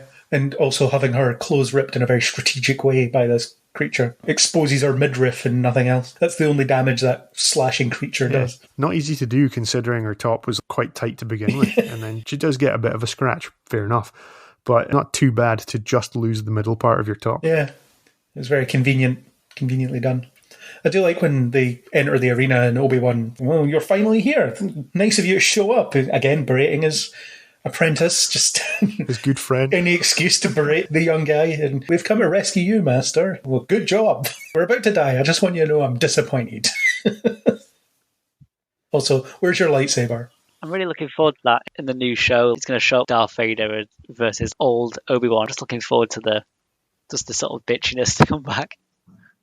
It's like, oh, here he is. I do have issues with that, though, because did Darth Vader and Obi Wan meet before they fight in A New Hope? I don't think they do. So I don't think they're ever going to share any screen time. The New Hope fight's terrible, so it's such a sort of nothing thing. I'd expect him to at least have some feelings about seeing his presumably dead apprentice that's been like family to him turn into this crazy monster. I highly doubt they'll share any screen time. I don't think that's going to happen. I'm hoping so. And our New Hope's version, where it's just like, oh, here he is. It's you, Darth, whatever, let's do this. With all this history put into it, it's such a lackluster nothing. If your brother or something, or your sister, you thought you'd killed them and you're living with all this guilt, and then you find them again, like 30 years later, you wouldn't be like, oh, there you are. Hey, hi, how's it been? You'd expect a bit of emotion. Yeah. I guess at that point they hadn't decided how close that connection was and everything that went down between them. We need more Ewan McGregor and Hayden content. There's a few things I like in this fight, though. When Obi-Wan really starts to hate that crab creature thing, the crab spider creature, because he doesn't have his lightsaber, but he has a spear at one point and he throws it at his neck and the creature just breaks it in two and he's like, oh, now what? And then he definitely shows a bit of anger when he's murdering the thing, when he finally gets his lightsaber and gets to kill it. There's definitely some catharsis you can see on his face when he's just impaling the thing with a lightsaber. Not so in control of your feelings, Obi-Wan. Yeah, I like watching Obi-Wan get a bit of catharsis just when he's like, oh, so stressed. I've seen it pointed out that he goes through quite a few emotions and it kind of contradicts that teaching of keeping them in check. Or maybe all those emotions are okay to have, but definitely not love. Don't do that. But you can be angry at a creature that's attacking you. You can be angry at your Padawan. You can be shouting at him left, right and centre.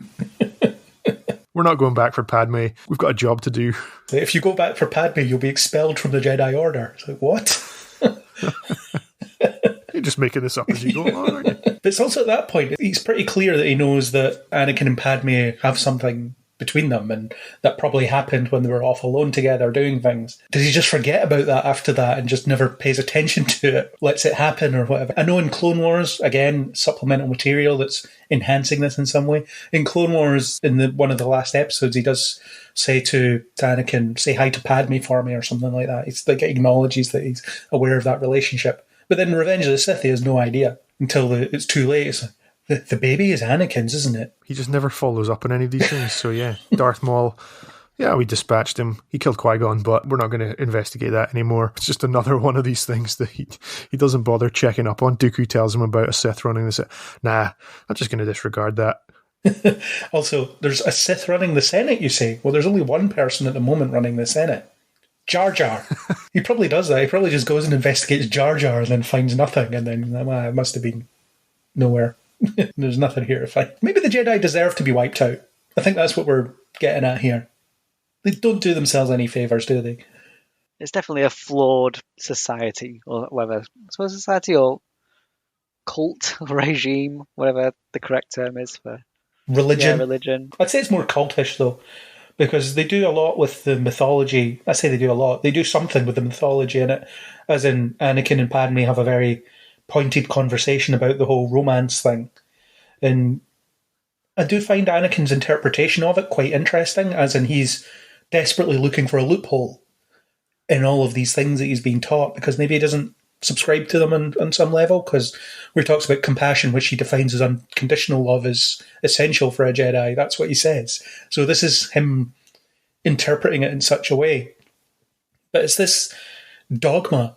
It's ultimately Anakin's undoing. It's all the things he's told he's not allowed to do that feel natural for him, and I guess in some way are healthy for him. Because there's a big part in this film where he has to deal with grief, and he's told by the Jedi, ignore that. That's not important. You're not supposed to deal with that.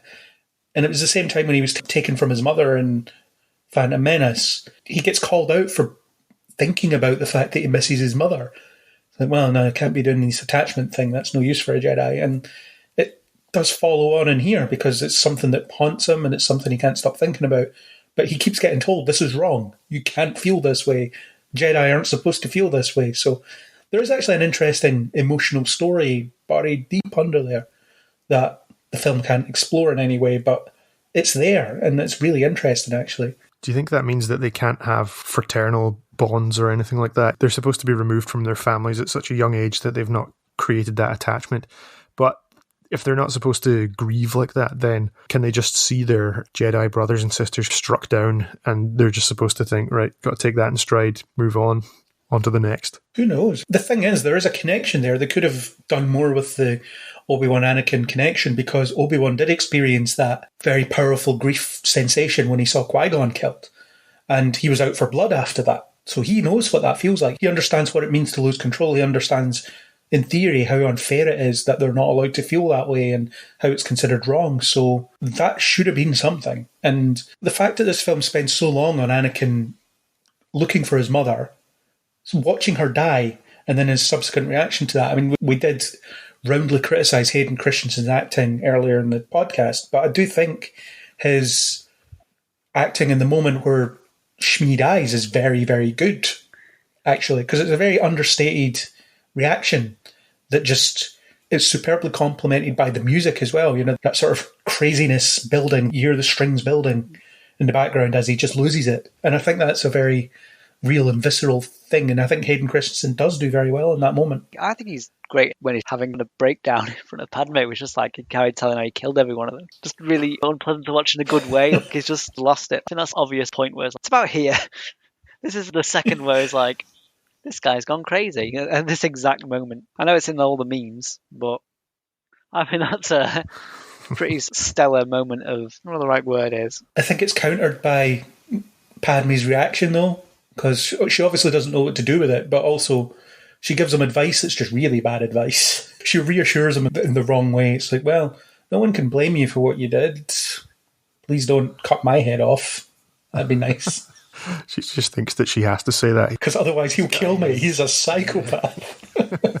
This guy is just going out slaughtering people with his lightsaber. I'm probably going to agree with him right now. And I'm just going to forget about it in an hour or so's time when I tell him I love him and then forget Probably just not listening to him. Just giving up. He's always just whining about something. He's like, yeah, sure, it's not your fault. Sorry, I had my headphones in. What were you Yeah, my space headphones. Hi, Anakin, I brought you some blue milk. How was the search for your mother? Sorry, she's dead. And then he's like, oh yeah, I murdered all these Tusken Raiders. Murdered them. The women, the children, all of them. That settlement, decapitated. Crazy. Yeah, I suppose Hayden Christensen's performance in those two scenes is good. And then, yeah, so there's two good scenes that he does in these films so far that we've determined, but that's about it, I suppose. Do you think he should have become Vader earlier in the trilogy?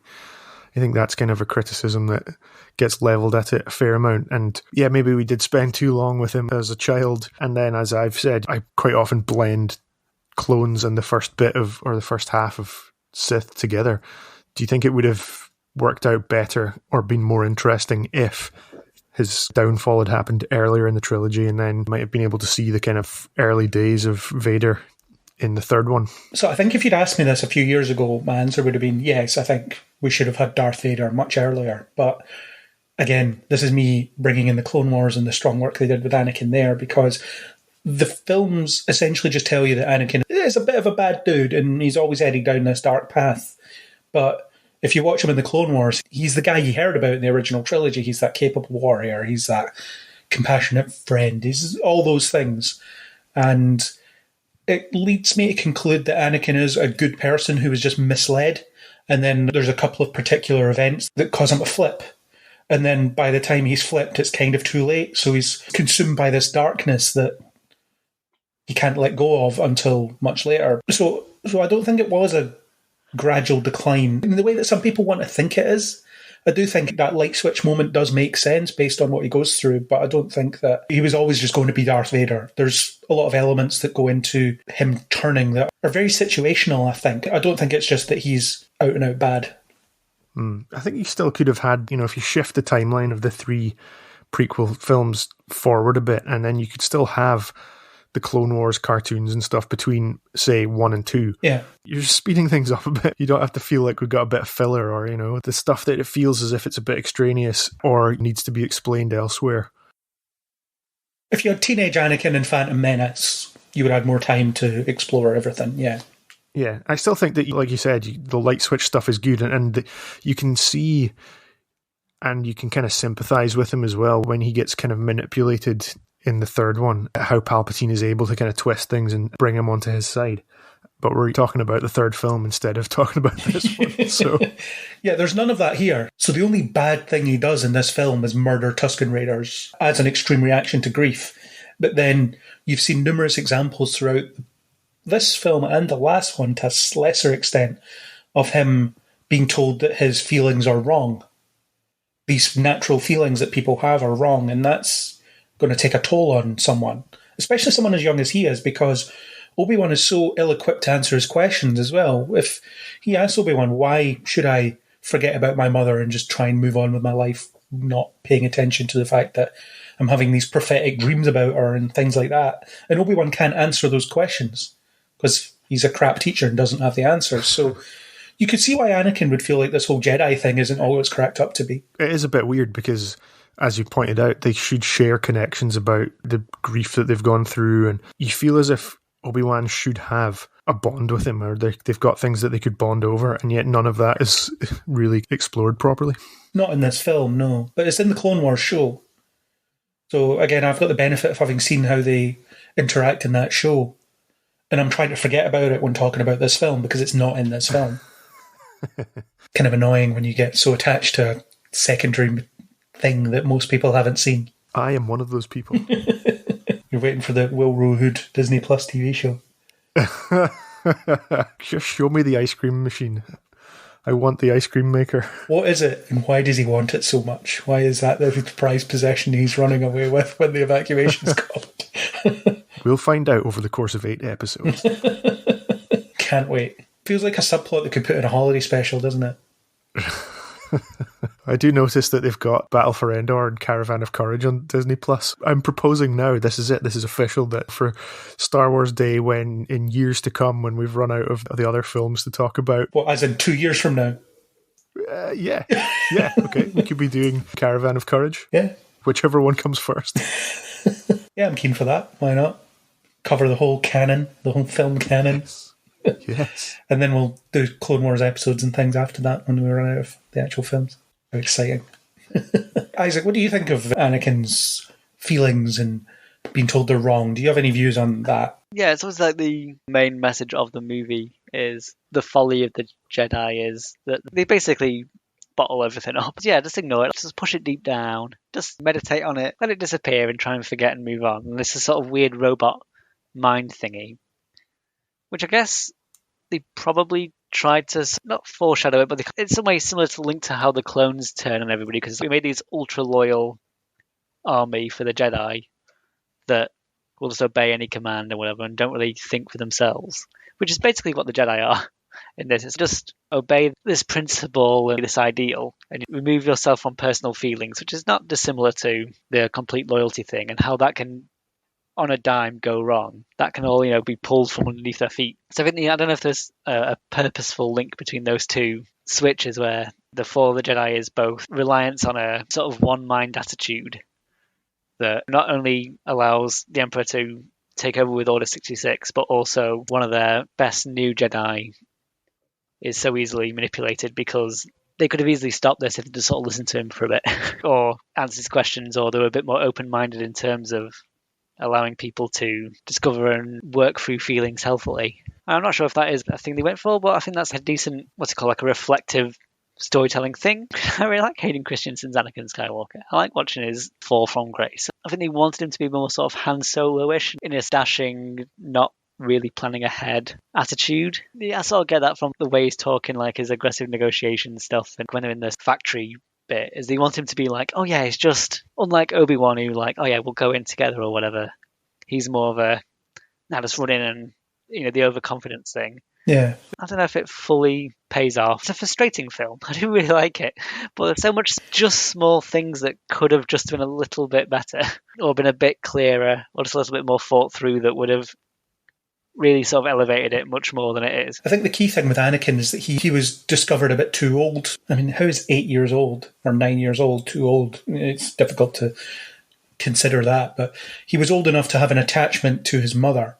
So therefore, his thinking is very different because he still remembers her and so on. So I'm wondering how early kids are taken away from families. Imagine this, you live in the Republic, you have a child, and then someone just knocks on your door one day and says, "Hi, your kid's shown up in the Force Sensitive register, so we'll be having that, thanks." And they just do it, and they just give up.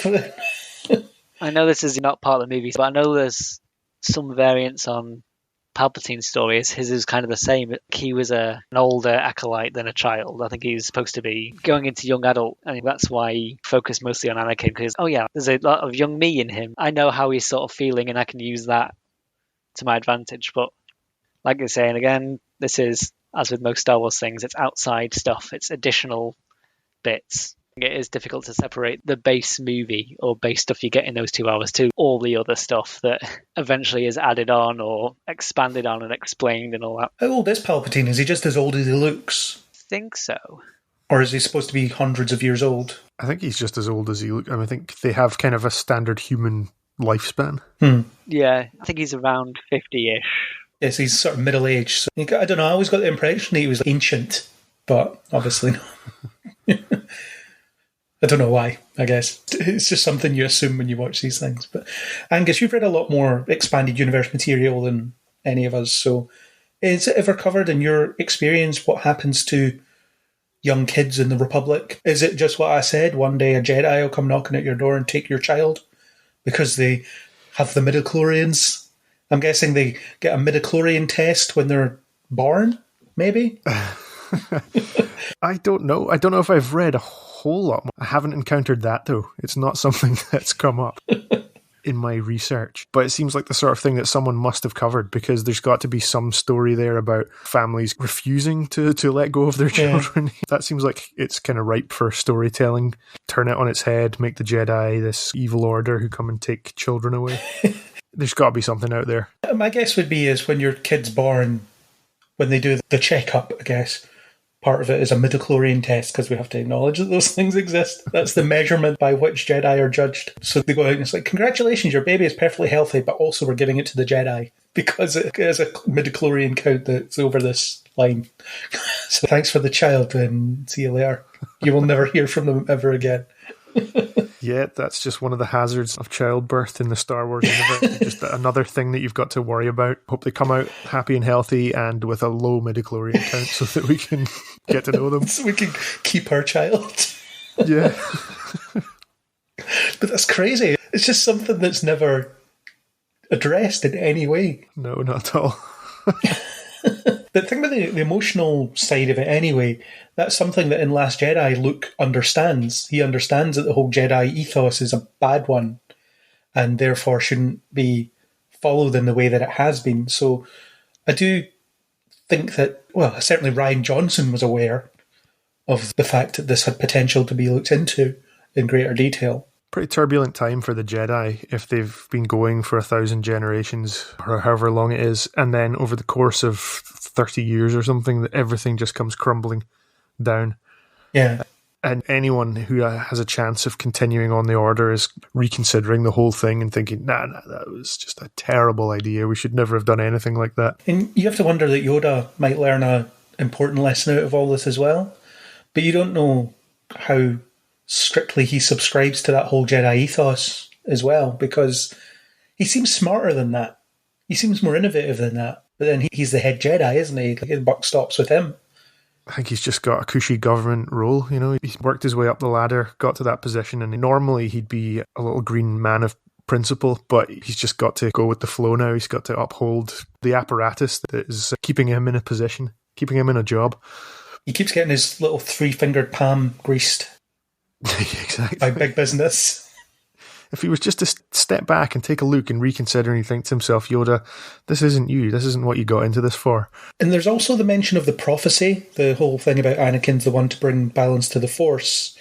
I think that's an interesting thing, because that puts undue pressure on him, because the prophecy is really vague. I don't know if it's just badly written or whether it's supposed to be deliberately vague in that the Jedi have no idea what this means. But they're putting this pressure on Anakin, who may be this prophesized figure, and that in turn adds to his difficulties as well, because everyone keeps telling him he's the chosen one. But what is a chosen one? And what does he have to do to be this chosen one? I think it's all intentional. It's all the ignorance of the Jedi. All the stuff about balance obviously requiring two different aspects to be balanced. Or in the next film, when they say only a Sith deals in absolute. Yeah, which is in itself an absolute. Yeah, I think all of that is deliberate in it showing the folly of their way of thinking. Yeah, I can't remember who it was that said it, but I read an article years ago that talked about how the prequel trilogy is actually the perfect chosen one narrative. And I think perfect is really stretching it significantly.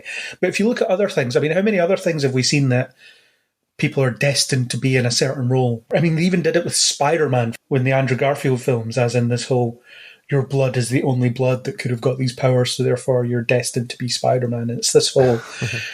Instead of that, this series of films flips it on its head a bit by it's assumed that you're the chosen one, but we don't know what that means, and it might all be nonsense. So it's the inverse of that. It's that pressure that he has on him to be something that he has no idea what to be to the Jedi Order, and maybe it's something he doesn't believe in, and what is this balance anyway? And he's questioning the Jedi anyway as well. So it's just this extra layer of expectation that's placed on Anakin that's just not fair on him. They shouldn't really tell him that he is potentially the chosen one. Is there even much chosen one talk in this one? As I said, I'm sure it's mentioned. Settings. I can't remember exactly if I've missed it somewhere, but I feel as if there's more in Phantom Menace, obviously, because Qui-Gon identifies him as having a high enough midichlorian count to potentially be the chosen one, and then Sith, you were the chosen one. But between that, I'm trying to remember if there's much chosen one stuff in this. I'm sure it's brought up. I think it's mentioned at least once. I don't think it's mentioned to him, though. I mean, there's a bit with Mace Windu and Obi Wan. Is he experienced enough to go out on this mission, or is he okay to be sort of left by himself? And I'm like, well, he's the prophesized one, so we need to sort of get him to step up a wee bit. But it's not really talking to him, it's just sort of about him. He's not progressing at the rate that we'd like, so we're going to have to get him out there in the field, get him a bit more chosen one experience. You'd have to imagine that he does get it brought up to him in his training. Do you think if he goes to Space Starbucks and they ask his name, he just says chosen one, so that he shout that out when his coffee's ready? Maybe Obi Wan just every now and again will just pat him on the back and be like, come on, chosen one, time to go to work. Starts teaching him about balance, tries to teach him about balance. It's like, Obi-Wan's here with the scales again. Here's a seesaw. We're just going to play on the seesaw for a bit, and I'm going to teach you about balance. Have we ever found out anything about, I mean, you mentioned that the prophecy is vague and we don't know anything really about it. Now that we know that Palpatine was behind everything, he was behind Rey, he was behind Snoke, he was behind all of this, could he somehow have been behind the prophecy as well? Maybe. Although the prophecy is maybe a lot older than that.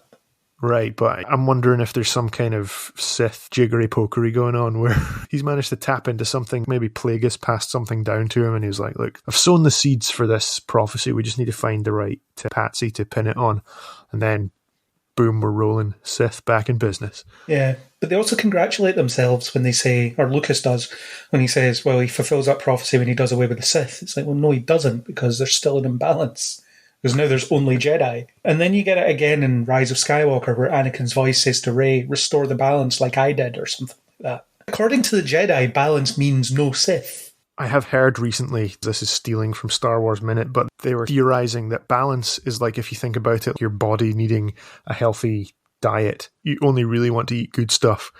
You don't want to eat too much bad stuff. And if you were to have complete balance where you're eating just the right balanced level of bad and good, that's not exactly what you want. So they think of the Force like a body, and you need to put more good in, more good than bad. That's one theory for what balance to the Force means, because, yeah, as you've pointed out, if we think about it on very basic terms, then yeah, you want just as much good as bad. I like the idea that the dark side's the equivalent of a sneaky pint or Domino's or something. Sweets. It's like, all right, guys, we've all had a couple of dark sides. We'll find a bit of Force lightning. Let's just chill for a bit and detox and have some herbal Jedi tea or whatever. Although I suppose you could argue that healthy eating and stuff is good for your body, but then those indulgences are good for your mental health. So there's your balance. You could be the most physically fit person on the planet, but you might be miserable and anxious because you're just never enjoying life. There's a balance that you could talk about. We all need just slice up a youngling occasionally. Yeah. That's it. We all need to murder younglings. That's it. I mean, I suppose that's a good point. And it's something that Last Jedi digs into a bit, where it talks about how there is no light and dark side, really. It is just all views.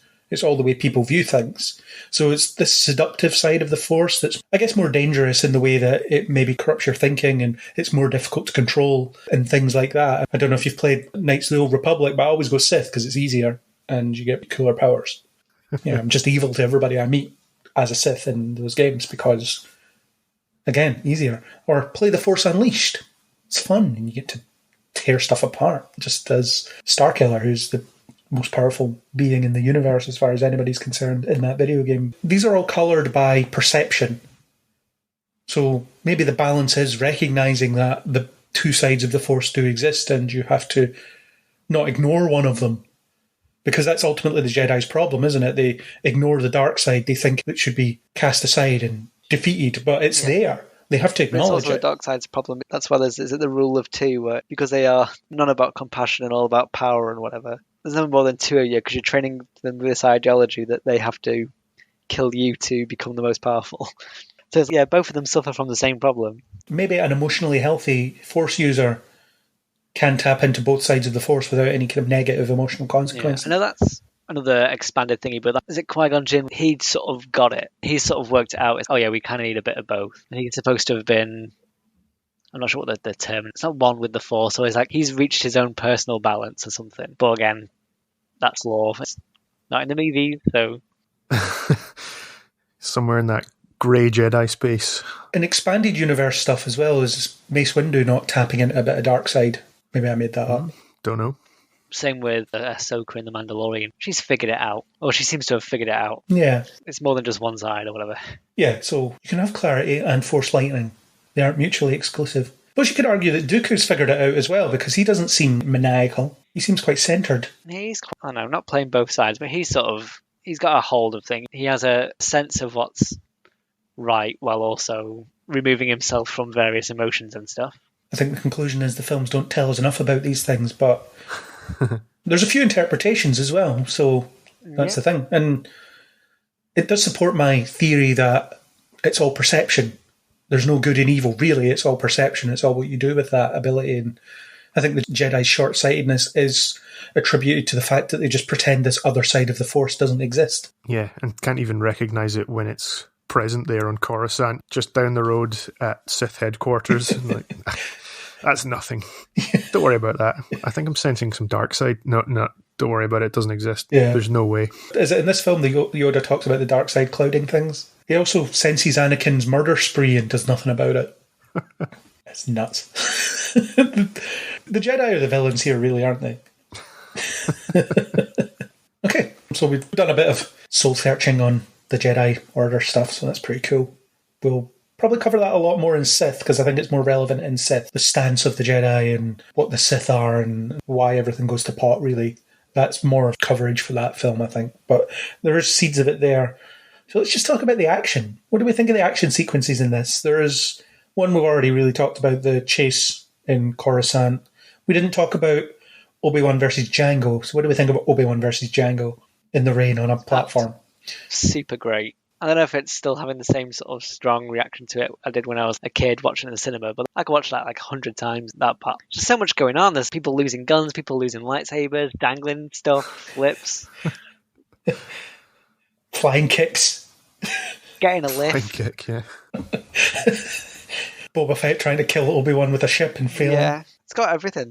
That's a solid set piece.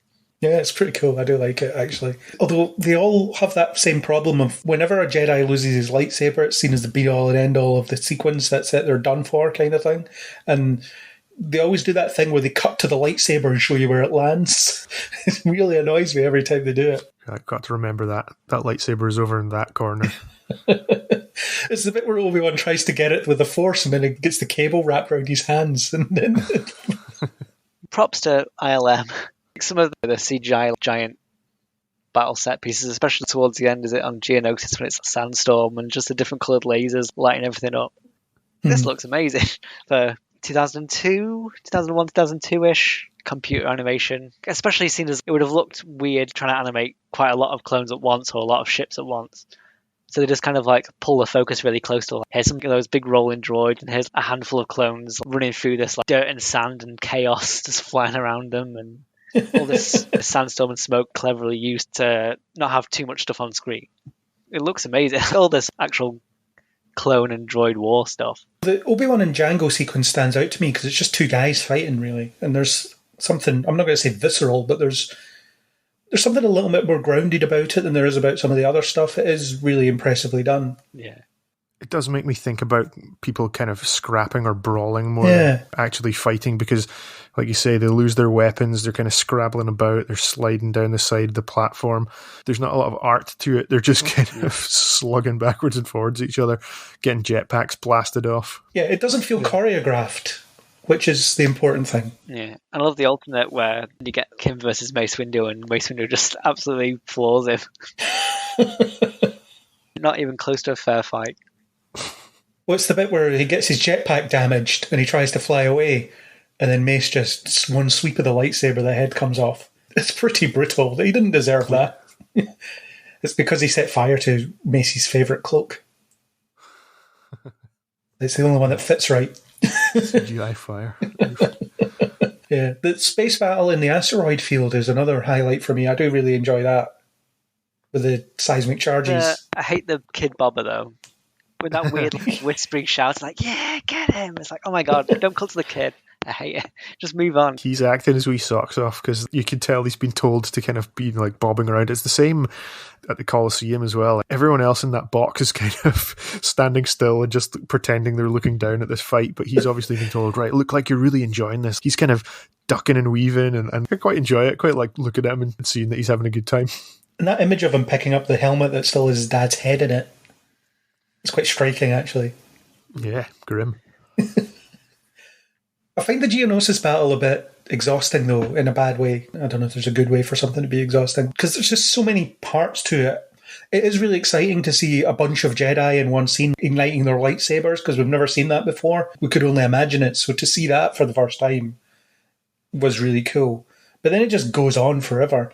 Yeah, I quite like it. Like you say, it's not been done before, and yeah, I suppose it was something that we probably wanted to see. Or when you're watching the original trilogy and the Jedi have completely dwindled, and you always wonder what would it have been like back when there were hundreds of these guys. Yeah. And yeah, it's cool. It's cool to see them all kind of fighting and dueling and stuff like that. Maybe it goes on a bit, but I think for the spectacle of not having witnessed that kind of thing before, I think it's pretty cool to see it all happening out there in the Colosseum. Yeah, and the stages of the battle are okay as well. I think the whole animal execution thing goes on for too long, and then Mace Windu turns up, and then there's Jedi just waiting for their cue, and then it looks like they're about to lose, then the clones show up, and then there's an extended big warfare sequence. And actually, the clones look really good. It's difficult to understand that they never built a practical clone suit, because they do look decent enough. Yeah, you wouldn't know that if you weren't told it. Yeah. Never guess like, oh, they're not real. It helps because it's not like, for example, Justice League when they're fighting in New York, and that's a real world, but it looks fake because it's a place we know or it's an Earth-based thing. But in a world where it's like a Colosseum full of wasps, and there's these giant spaceships and lasers and stuff, you don't really focus on, oh yeah, this doesn't look quite real, because obviously not. It's all in space. It's all weird aliens fighting stuff. You can allow your imagination to kind of fill in any gaps. What do you think of the 3PO slapstick? His head's on the wrong body. I forgot about the killer puns. I'm quite beside myself with my favourite when he's actually just behind himself. I think it's been well established on previous podcasts how much I dislike 3PO. I'm thinking Rise of Skywalker, I was really teared into him. But yeah, I could have done without this, because it just robs any tension that might exist in the battle, because you've got this battle droid that has his body. I require maintenance, or whatever it is he says. And then 3PO saying things like, die Jedi dogs, and whatever. No, just stop. And then R2 just yanks his head off, and then... Yeah. It's probably one of the most mocked parts of this film, which is saying something. R2 with his jets that he didn't have in the original trilogy. No, I don't mind his jets and his guns and his, I don't know, it's a Swiss Army robot sort of situation. Yeah, it doesn't really bother me, that side of it, but the 3PO being involved in the battle and then he doesn't get destroyed, it's just a well-placed, diverted laser blast knocks his head off. Just clean off this battle droid body. It's the droid's head that goes off his body, isn't it? Because he gets crushed. And then R2 kind of winches him away. Yeah. And then you never see them again until the secret wedding. They just get into an escape pod and off they go. Maybe they just go back to the ship that they were originally on. I don't know. I'd forgotten that he had left C-3PO on Tatooine. I thought he'd gone with him in the first one, but he just goes back and it's like, oh yeah, there's my 128 megabyte MP3 player that I had as a kid. And he just takes it as well, because he's not working there. He's like, oh, this is mine. Yeah, but they've got him out hoovering sand or something like that, so it's not... it's clearly they don't know what to do with him. But yeah, Anakin's like, so here's my mother's body, we can bury this, I'm having my droid back. Thank the maker. He's not going home empty-handed. It's like, well, I'll have this then. This thing. Because we need to be reminded that Darth Vader built C-3PO. You can write off as a business trip or an expense. If it's, I have to go collect some important tech for the cause, I'll get this weird homemade protocol droid. Good news, Obi-Wan. I've got us a really annoying droid that can speak all these languages. Yeah, great. Thanks, Anakin. And I think R2 is just as sassy as he ever is, though. There's things on YouTube and whatever, people just add subtitles whenever he says things. It's the bit where Anakin says to Padme, well, don't worry, we have R2 with us. And then R2 says something. And you can put in the subtitle of like, screw you! Stuff like that. There's a great Techno Union one on YouTube if you've seen that. I haven't. You'll need to send me it for the show notes. Yeah, it's pretty brilliant. The Techno Union guy, I don't know if anybody remembers Dastardly and Muttley and their flying machines. Kind of. Stop the pigeon or catch the pigeon. Yeah, there's a character in that, I think he's called Clunk, something like that. He talks like that. He talks like the Techno Union guy. That's one for the show notes. I'll need to find it, yeah. I can just about remember Dastardly and Muttley from Wacky Races. A bit of Stop the Pigeon, but I don't remember Crunk, I'm afraid. Or Clunk. I can't remember which one it is. Clunk. Getting crunk. But I remember the first time I saw it in the cinema, that was the first thought I had when that Techno Union guy spoke. Stupid. Just really stupid. With the clone troopers, do you think that's an example of pandering? Maybe we asked this earlier in the podcast, but there's stormtroopers now. Are you happy, fans? Oh, look, they can actually hit something. I think it works as, oh yeah, we can bring these in and then... I mean, yeah, they knew the Clone Wars was a thing from a while ago, so they were going to have to involve them. So I think they were like, yeah, let's make the clones and the stormtroopers one of the same. Like, that seems like a sensible way of going around it. They sort of crowbar in the one-liners that they had in A New Hope. Jedi are generals. They're all generals, because they have that whole General Kenobi thing in A New Hope, and it's like, what we could do about this? Why is he a general? He's just a Jedi. Turns out just when it comes to the clones that all Jedi are generals. Well, there's probably a whole lot of new action figures and playsets and tanks and ships and things that you can make from this whole new line of clones. So from that side of things, yeah, it was a great idea. Yeah. Well, look at all the vehicles they had. They had their big tanks, the ships, the personnel carrier ship things. It gets worse in the next one when they all get different coloured units. You have like the red and the orange and the blue ones. And yeah. There's also the Jedi Starfighter, which I think is really cool. Oh yeah, the little, just a triangle. Yeah. Little mini Star Destroyer, I suppose. Oh yeah. It's weird actually, because the legacy of this film in terms of video games, there wasn't a direct video game tie-in. But there was a bunch of side stuff, Republic Commando and Jedi Starfighter and a few others. Jedi Starfighter was wild. That's a wild video game. And we're trying to shoot all those missiles. Yeah. We go back to that for like a solid week of just struggling through this weird early flight combat.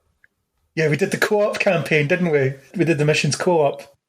Yeah, but I remember there's one where it's like, you fire like 200 missiles at a planet, shoot every one of them, and if you miss one, you fail, and they're just everywhere.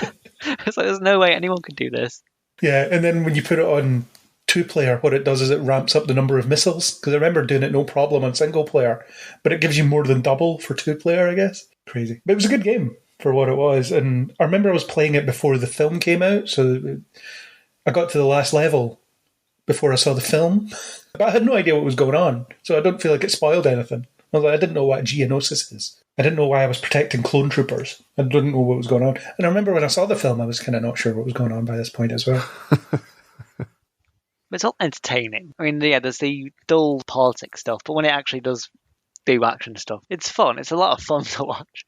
I do love that bit where Anakin and Obi-Wan are on the clone ship and they're arguing and they're chasing Dooku and they're trying to shoot him. Shoot him down. We're out of rockets. Oh, you've got lasers. Try those. Just keep shooting at him. You might hit him. Keep trying, but they have to follow him to this hangar, and then the instant that Anakin and Obi-Wan leave the ship, it's destroyed. It gets destroyed immediately.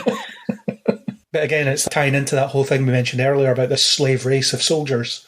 Like, no one cares. They're just murdered indiscriminately on the battlefield, and no one really cares. Because how many of them die in this film? A fair few. It's fine when you've got hundreds of Gungans, droids, clones, all this cannon fodder that nobody really cares about. You can just kind of chuck it in and be like, it's Star Wars, we've got to have some kind of war in there, you know? Yeah.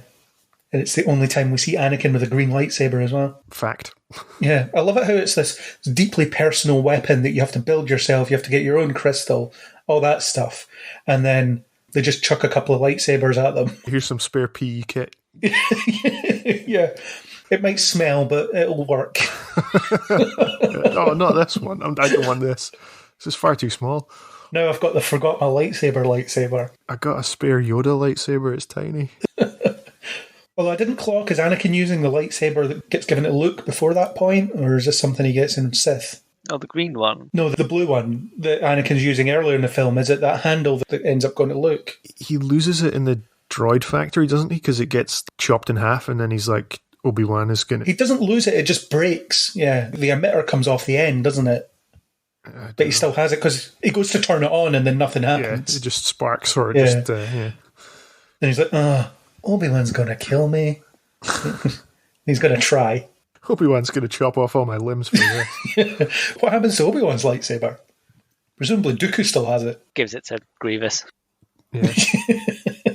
Because I know in the Clone Wars TV show he has the famous lightsaber, the Skywalker lightsaber, as it were. In the TV show, that is. I can't remember in this film if he's using it throughout. I should have probably looked at that. I can't really remember. Other than like Kylo Ren's, I can't really tell them apart. Listeners, you can go to Wikipedia and I'd have to have a picture of find it. the timeline of the Skywalker lightsaber. Or you could just watch Attack of the Clones and pay attention to what Anakin's lightsaber looks like earlier in the film. No.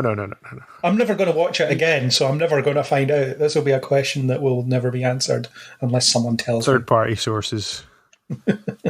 Yeah. But read Wikipedia about the Skywalker lightsaber, the Anakin lightsaber. Starts with Anakin, then it goes to Luke, then it goes to Rey. Via Finn, I guess. Yep. Rey Skywalker. Yep. So, yeah. But they just get given like random lightsabers, which, again, contrasts with the Jedi code of, no, it's a deeply personal, individual weapon that you need to make yourself. It's like, yeah, here's a couple. Oh, these old ones just lying around. Here they go. Crazy. So any other observations on action from either of you? I think it's pretty solid. It's less cluttered than the first one. So it's improved in terms of not going from Gungan Naboo fight to like space battle back to lightsaber battle to this. It's not bouncing around as much. So it's just more clear. Because it's pretty much just all in one location. It's the Geonosis fight or it's the Obi Wan thing or the Coruscant thing. So it's definitely an improvement from the first one. Yeah. Yeah, I think we've just about covered it. I feel like they make more sense as well within the context of the story because they are happening for a specific reason. Obi-Wan fights Jango because he's trying to stop him from leaving Kamino without giving him the answers he needs. Then they have that space battle in the asteroid field because Jango doesn't like the fact that he's being followed. And then the Geonosis stuff happens because it happens. The only extraneous one I find is the animal execution one. I think that's a waste of space, really. Yeah, I don't mind it. It's a bit of filler, but it's fine. I think there's some funny bits to it, though. You've got Anakin riding that rhino thing. It's a bit silly. I only noticed this time round thinking that happens after he'd been riding the weird water balloon cows on Naboo, right? So that's kind of the precursor. It's like, look, he's got this affinity with animals. Oh no, he's fallen off. But this is where he's perfecting his technique, and then it all comes to fruition later on. Yeah. And is it not Jango kills that rhino thing? Yeah, it just pops in the head. Yeah.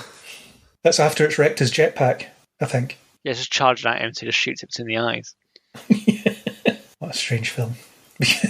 So I think we've covered this in some detail, so it's probably a good time to just wrap up this Star Wars Day special that we've had. It's Attack of the Clones. Turns out not a lot to say about it, other than this 2-hour podcast or however long it is.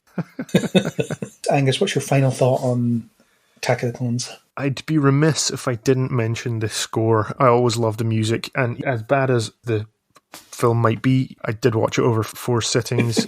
I don't want to just pile on because this one gets a lot of stick, but the music is really good. So I did enjoy that part of it. And I feel like it was worth revisiting just to pick up on some of those themes and incidental bits that I'd forgotten about. Even the Padme and Anakin love theme's pretty cool. So I really enjoyed that part of it for my positive reaction. Yeah, I think you've said that you might never watch this again. Yeah, ultimately I think I'm like Sleaze Bogano, that I just want to go home and rethink my life. That's a perfect summation. Yeah, the score, we haven't really talked about that, but the score is great. You get The Empire Strikes Back. The film ends with, well, this is the Empire now. Look at all these stormtroopers and Star Destroyers, kind of. Yeah. The Imperial March. I just called it The Empire Strikes Back, didn't I? But it's the Imperial March. It's from The Empire Strikes Back. So that's in there. That's old music, really. But the new music for this film is really good. Yeah, and I think it is one of the things that I have the biggest connection to the whole saga with. There's things in the sequel trilogy as well that aren't particularly to my liking, but the new music in that is great as well. So it's one of the things where I might not always feel like watching a whole film or watching a whole 9 films, but I can always stick on a theme or two here and there, and it kind of makes me feel really nostalgic and really sort of long for some Star Wars. So yeah, that's definitely one of my favourite things about it. Just dust off your old CDs of the soundtracks and just go for it. I think we've actually got 2 copies of the CD soundtrack to Revenge of the Sith kicking about somewhere in the house. But that's just the legacy of having worked in a cinema a long time ago, and these things were always just floating around. If there was an incentive or something, you'd always end up getting it. Oh, great, Attack of the Clones soundtrack is the prize for selling the most popcorn. Brilliant. Isaac, what's your final word on this? I don't know, I love this movie. I think it's great. At the time, I don't know, we weren't as well beloved, but I think we can sort of look on the prequels a bit fonder. Except for like the first one, which is just boring. But definitely Attack of the Clones and Revenge of the Sith, I think they're just really fun. They're just really fun movies. They don't make the most sense when you look into it for a bit or think about it too much. But if you want to see like a lot of lightsabers and things explode and Yoda bounce around and Ewan McGregor just own every scene he's in, it's a great 2 hours. I had lots of fun with it. I think I'll watch 2 and 3 again before the Kenobi show, just sort of get re-caught up on anything. But in conclusion, these are just banger movies. Love them. So I don't like this film very much at all. There are things I like about it, and I think last year I was talking about how I assumed that my favourite of the prequels might be The Phantom Menace because it is the most pure George Lucas idea that exists across all 3 of them. But I do think this one's better. I think the story hangs together slightly better. I think the action stuff is a whole lot better overall, and it's not as terrible as I remembered it being. It's still pretty terrible, and I do never intend to watch it again. We've done the podcast. The cord is broken. I never need to watch it again. It's not as bad as I thought it would be, and it ended up inspiring the Clone Wars TV show, which is overall pretty excellent.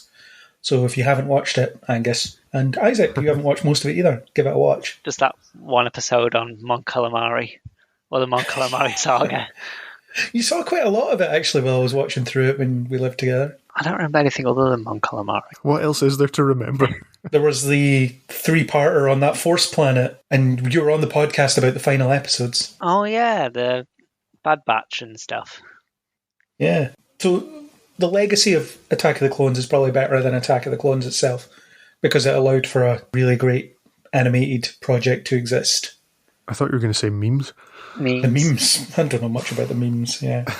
Memes, Lego sets, expanded lore. Video games. Lego video game. Although I will say about Yoda in the Lego video game, when you turn the lightsaber on, he's impossible to control. Yeah. Star Wars Battlefront 2. All the stuff that came out of this that's actually better than the film itself, I think is what we're trying to say. There you go. There's the legacy. In conclusion, films only are worth as much as their merchandise. Yeah, it's all worth it for Jedi Starfighter. We had to suffer this film, but we got Jedi Starfighter, which is better than this film. There we go. That's the end of that. So yeah, Angus, thanks for being here on this journey of the beginning of the Clone Wars. Thank you. And Isaac, thank you for being here to talk about a film that you like and putting up with us saying how much we hate it. That's all right. I was thinking, have I said anything nice about this movie? When every scene you ask me is like, well, it could be done better. It could be done better. I love this, but there's a lot to say that's wrong with it. But yes, anyway, thanks for having me on. Oh, well, we had to get someone that liked it. to then never say anything positive about it. What an astonishing coincidence that you knew someone. Do we know the guy? Yeah. We know the guy that likes it, the one person that likes it. Yeah, and I'll see you again for, I think I'll next be needed on The Rise of Skywalker. Book me in for those 2 movies. We've already done those. Wait, Or have we done the sequels? yeah, we did them as they were coming out. So we won't be doing them for Star Wars Day, because we've done them. I don't know if you were on Rise of Skywalker. I don't think you were. I don't think so. No. Oh well. He likes it, by the way, listeners. That's all. Yeah, we heads do up. It's another banger movie. Basically, Isaac will believe the opposite of whatever general consensus is. I just have good taste. It's the rest of the world's problem. Oh no, I just like lightsabers. If there was a Star Wars movie coming out called Star Wars, somebody just turning lots of lightsabers on and off and doing a flip, I'd be like, that's perfect. There's probably a fan film you could watch that is just that. In fact, there's the Darth Maul fan film that you should watch that is just that. That's all it is. Next time you're going to Taika Waititi's Star Wars movie, just have a separate room where you just throw a load of glow sticks in a washing machine. yeah, she'll see. And I'm like, yeah, that's 2 hours of my life. Throw a couple of Lego clones in there so I can see other characters fly by and I'll be like, yeah, cool, clones. This is how we keep Isaac entertained while we formulate the plot of this other thing that we're trying to make. So that was it. That's our discussion of Attack of the Clones. Happy Star Wars Day, everybody. May the 4th be with you all, and let's hope your celebrations don't bring about the revenge of the 5th, because you might be hungover if you have too many drinks on Star Wars Day. I don't know. Maybe you don't. Here's some thank yous. Thank you, Isaac, for the artwork for this podcast. No worries. It was great. You've never been on, well, you've only done one podcast that there was artwork for, but you've never been on one where you were actually responsible for the artwork, so... This is my first... It is, isn't it? Yeah. Yeah, you weren't on WandaVision. Yeah, so there you go. You did the artwork, so thank you for that. No worries, there's lots of fun. In the show notes you can find where all your stuff is, but I don't know if you just want to tell people where to go to see more of your stuff. Oh yeah, it's Ms. Monster Adams on Instagram is the best place to find it, or theartofreya.co.uk. Okay. For the music, I want to thank YouTubers Ian Wright and 331 E-Rock for their covers of Star Wars music. Excellent stuff. And if you want to discuss Star Wars or Attack of the Clones or Clone Wars or anything really, you can hit us up on Facebook or Twitter under Kneel Before Blog, or you can leave a comment on kneelbeforeblog.co.uk. If you want to subscribe to the podcast, we're on Spotify, Apple Podcasts, anywhere really. And of course, please on Apple Podcasts leave us a star rating and a comment. 5 would be nice, but if you didn't like it, then don't pander to us, just let us know. Star rating and comment, feed the algorithm, hungry algorithm, that's what it is. As always, you can catch us on the next Kneel Before Pod. May the 4th be with you.